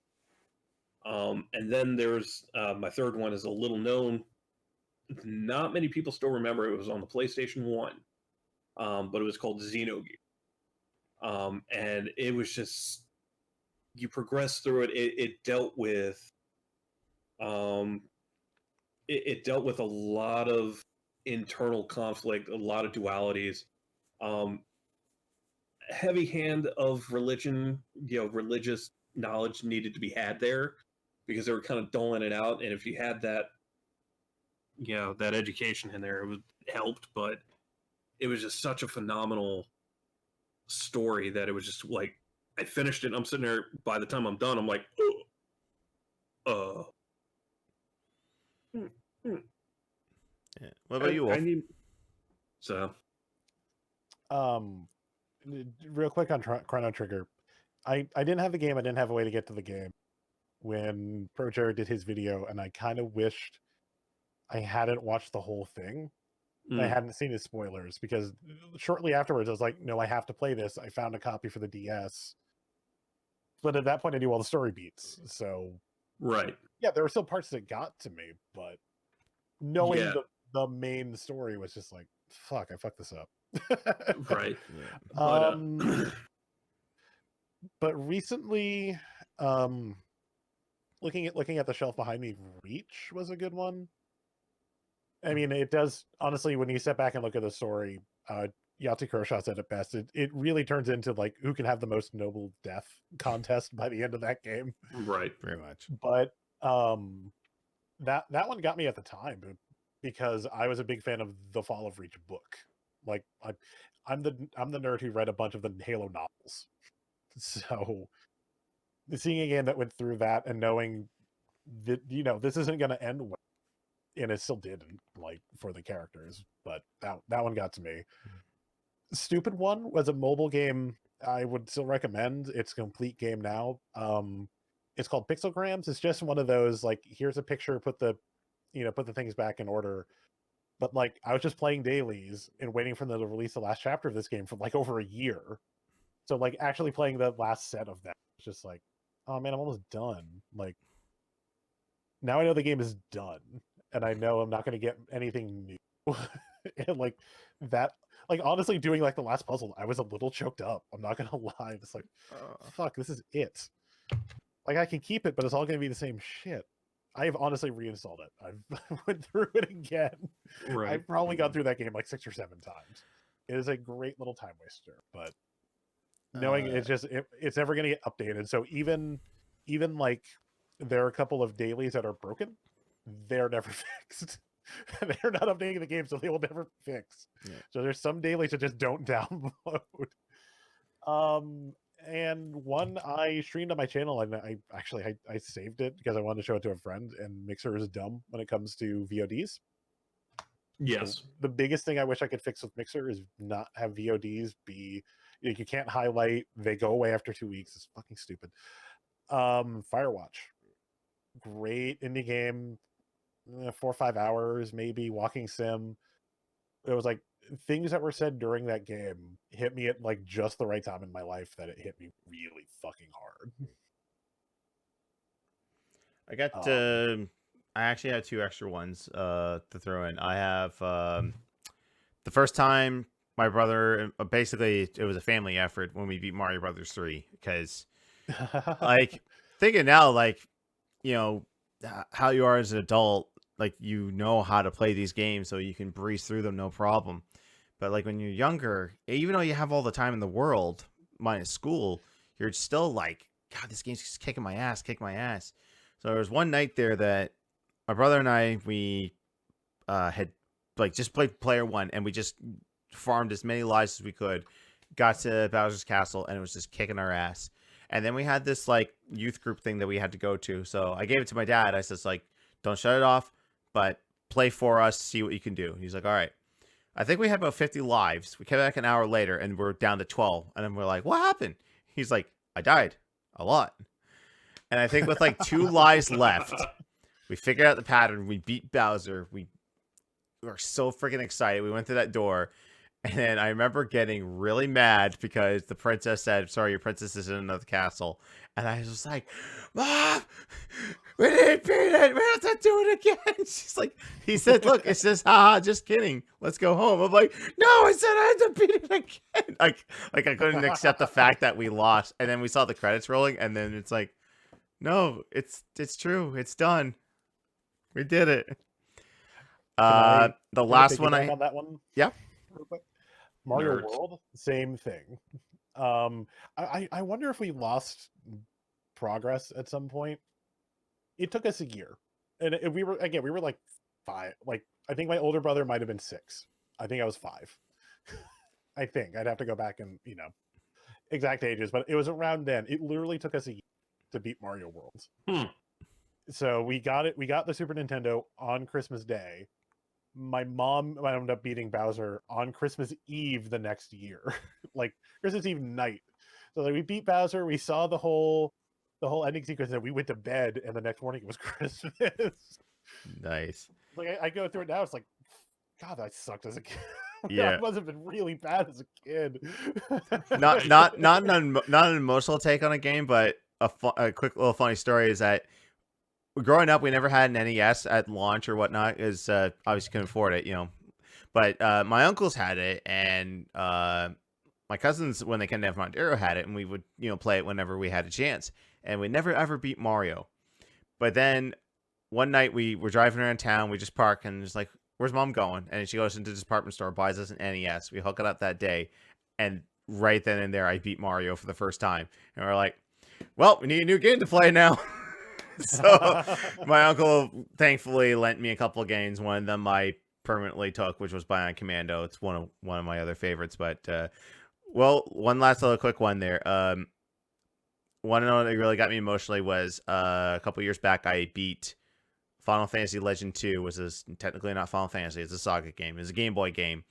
The reason that got to me was not because it's a great game or anything. I mean, it's a pretty average RPG if at best, but the reason it got to me is that it's one of the games that my dad actually played and actually finished, that he always held over me. He's like, "Oh, I beat this and you didn't." And I always got to the final boss and never could figure out how to beat it. And then the feeling I had on stream when I finally beat it was crazy.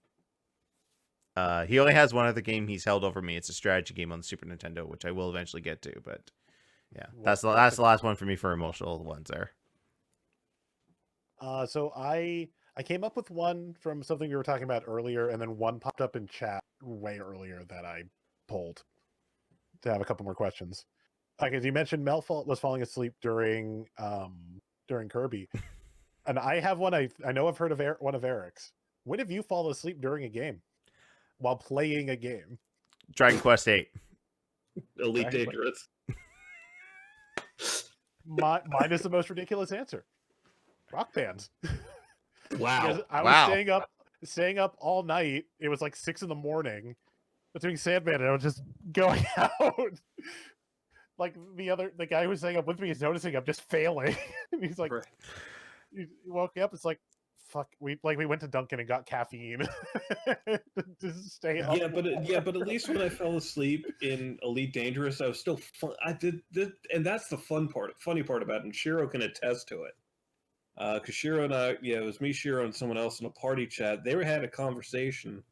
It was the first really long exploration trip that I had taken in the game, and I was trying to knock out jumps so that way I could get the rest done in the next stream. And I apparently nodded off for like I was out for like an hour, but I'm like, well, that can't be right. I made 50 jump. That's just muscle memory at that point. Right. And I'm like, there's no way. Yeah, the muscle and auditory memory to know that, hey, by the way, you've jumped, you now need to push your control stick forward so you don't crash into the sun and make your next jump. And I'm like, when you're driving for a long period of time, I can tell you probably what happened. It was when you start zoning out so well that you're still registering what's going on, or at least your brain is, and that's it. Pretty sure that's what happened. But it's like highway hypnosis, yeah. Yeah, thank you. I couldn't remember what it was called. So finally, I crashed into a sun. I'm like, oh, hey guys, what's going on? What did I miss? It was like, dude, you've been out for like an hour. Like, there's no way. It's like, why not? It's like, because I just completed 50 fucking jumps. It's like, well, you did it in your sleep because you were snoring. I'm like, well, shit. Yeah. This happened while I was at one of my older jobs. I worked graveyard shift, and they allow us to bring in consoles to keep awake. And I had Dragon Quest 8 on, and I was like just grinding, and I was just like sitting like this, and all I was doing was moving the thumbstick around and just mashing the X button, just to pushing commands. And I woke up, and I was like, I think I fell asleep for like 20 minutes, and my buddy was just like, yeah, I think you fell asleep there. And I said, what? And then I looked at the screen, and in the game, when a party member dies, there's a casket behind them, and you're just dragging that around. So my main character was still alive, but my party members were all dead. So I had to carry the coffins all the way back to the nearest city to the church, so the priest could resurrect them. Because I don't think I had like the full revive spell yet. In chat, sorry. If there's more of that, I'm sorry. Go ahead. I think that was no, that was it. Yeah, I thought I had more to that story, but I guess not. In chat, Jimbo fell asleep during Destiny 1. Fat fell asleep during Minecraft and GTA 5. Wordman fell asleep on Apex during Extra Life. Damn. Hell, dude, I fell asleep during last year's WrestleMania stream. Thankfully, I had my mic muted, but he fell asleep. Made asleep. Made a bet. He fell asleep for the kids. He fell asleep for the kids. I have one question, but I'll get Word's question first. Predictions for the first DLC character for Smash Fighter Pass 2. I've got nothing. I got nothing either. I think I'm at this point. I think I'm done trying to guess. And it's been so like out of nowhere, and like big characters have been in it. I was like, I don't fucking know.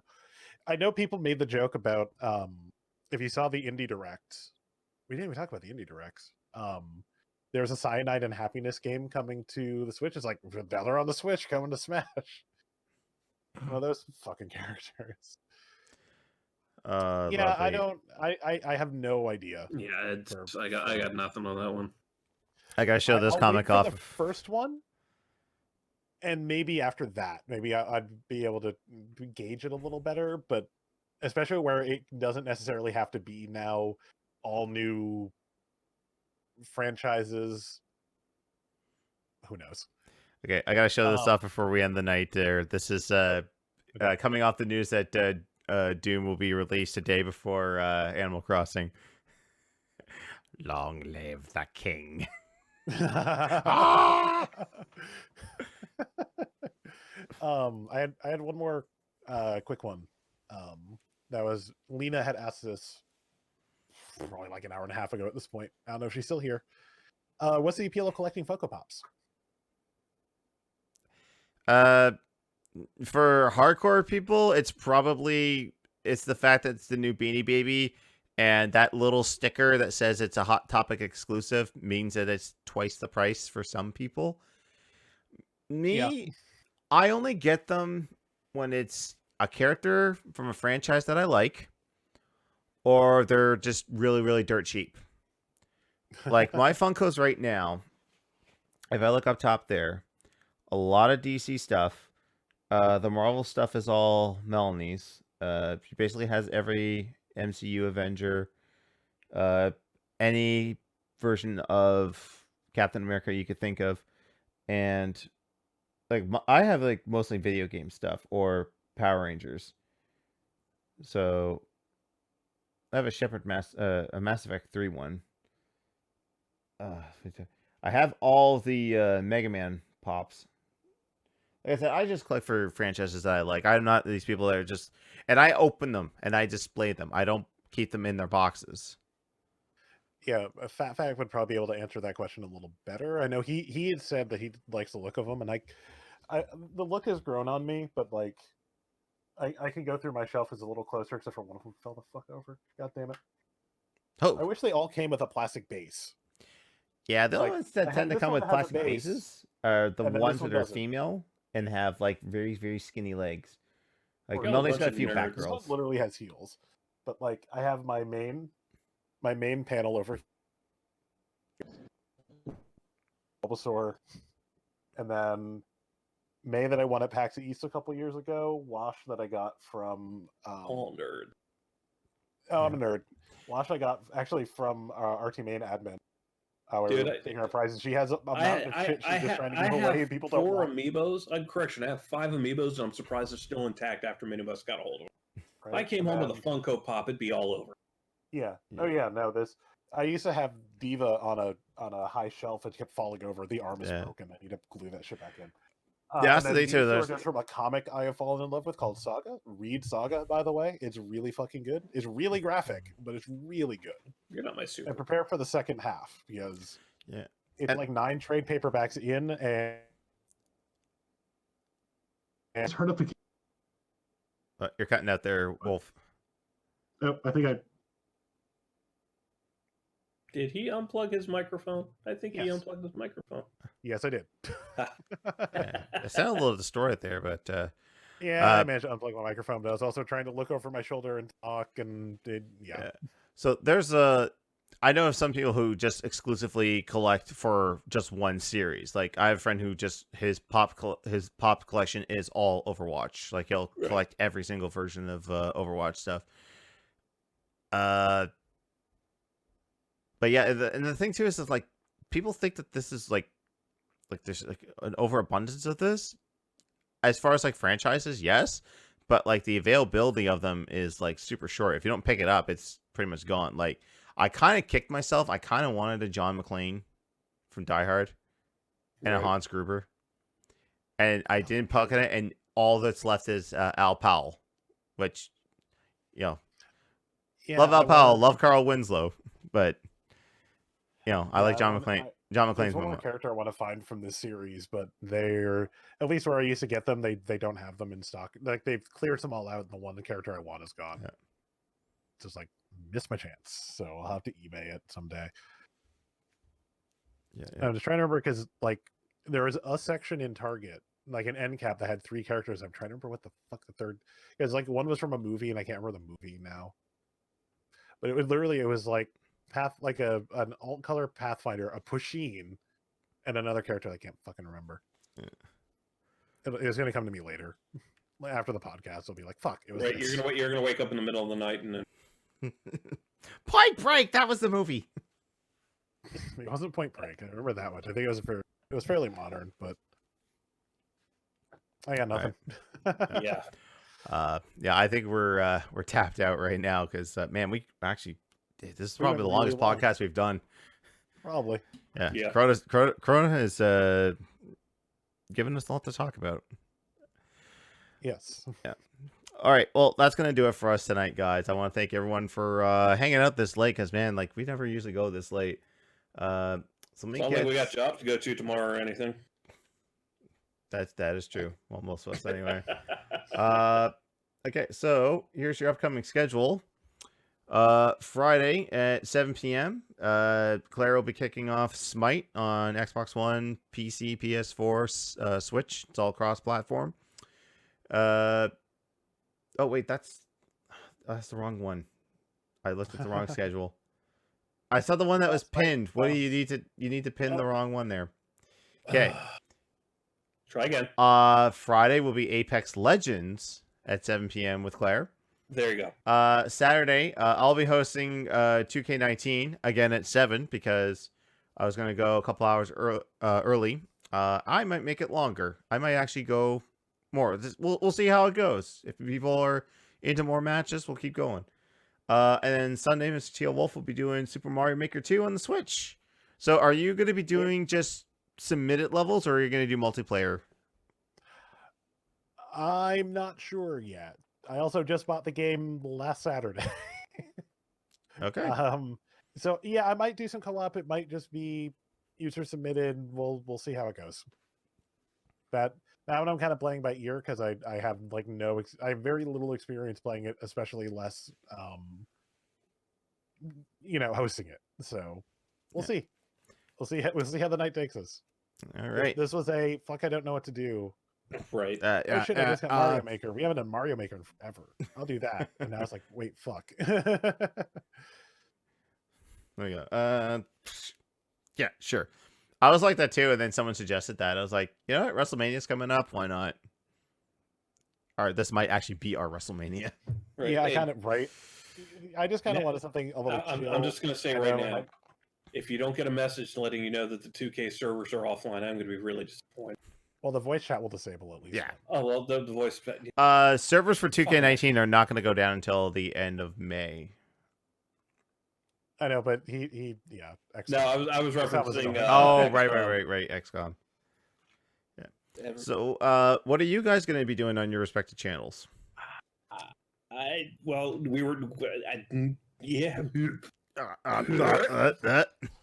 you want me to go first? I've had stuff on the stuff in the pipeline for a while. Like I want to do Doom 2016 or whatever the hell it is. The new Doom before Doom Eternal comes out. I did want to go through that plus Ori and but now that we were talking about it, possibly Gears 4, we'll figure that out. I'll happily stream that story again. Yeah. So, Wolf, what about you? I know I'm going to continue Link's Awakening. I'm going to try to do it unless I'm feeling as shitty as I did this morning. Turns out not feeling great and trying to, and I mean, we all know this. We all work retail and we all stream. Trying to be on this level when you're actually feeling like this level sucks. That. And I mean, Eric, if you do Forza Friday and then Titanfall or Apex or something, I'll probably jump in with you and co-stream that. That's the Friday staple at this point. Yeah. So go get our weeklies. For those of you guys who don't know what we do, so Friday I do. I have been doing Forza Horizon just to knock out the weekly crap. And then we'll jump into. We've been alternating between Gears, Titanfall. We did Warzone a little bit, so some sort of shooter, and then of course shooting stuff Saturday. This week, I think we're doing. I said we're doing Gears 5. I think that's what you said. Yeah. So, yeah. So that's what we got. And over on my channel, tomorrow, like I said, going 2 hours early. I may actually. I said I was gonna do the all day thing, like try to push the numbers, but I don't know. We'll see how my body feels. So today it was just like I tried to do the PS5 thing, and I was like, I'm tired. I can't stay awake for this. And I'm like, oh, let me test out my.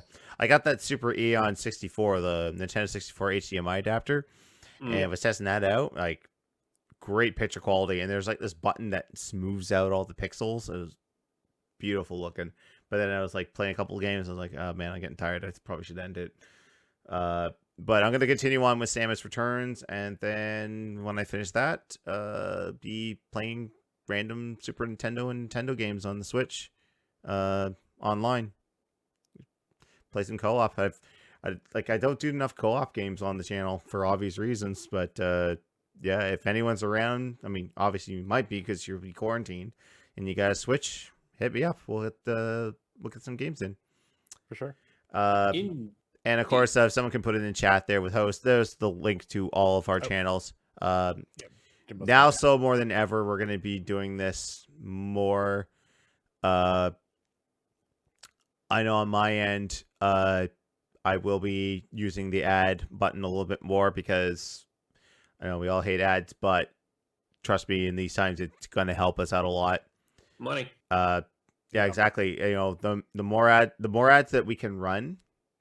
And I think we might do this for Gamedays as well for the next little while. The more ads that we can run, it could help us with, you know, that way you guys don't have to get bits to drop, because then we can be okay by just doing that. Because, you know, I understand, you know, across the board, numbers are going to drop for everyone monetarily, but, you know, completely understand these times. You know, if you don't have that money to spend on your favorite streamer or your favorite charity, that's completely understandable. Got to take care of yourself first before, you know, worry about tipping your favorite entertainer. Other than that, then, you know, this podcast has been brought to you by Raid Shadow. No, it's not. Make sure you go to nutbutton.com and put in G1 Game Days for 0% off your nut button. I can't do a minibus is sleeping right next to me. Yeah.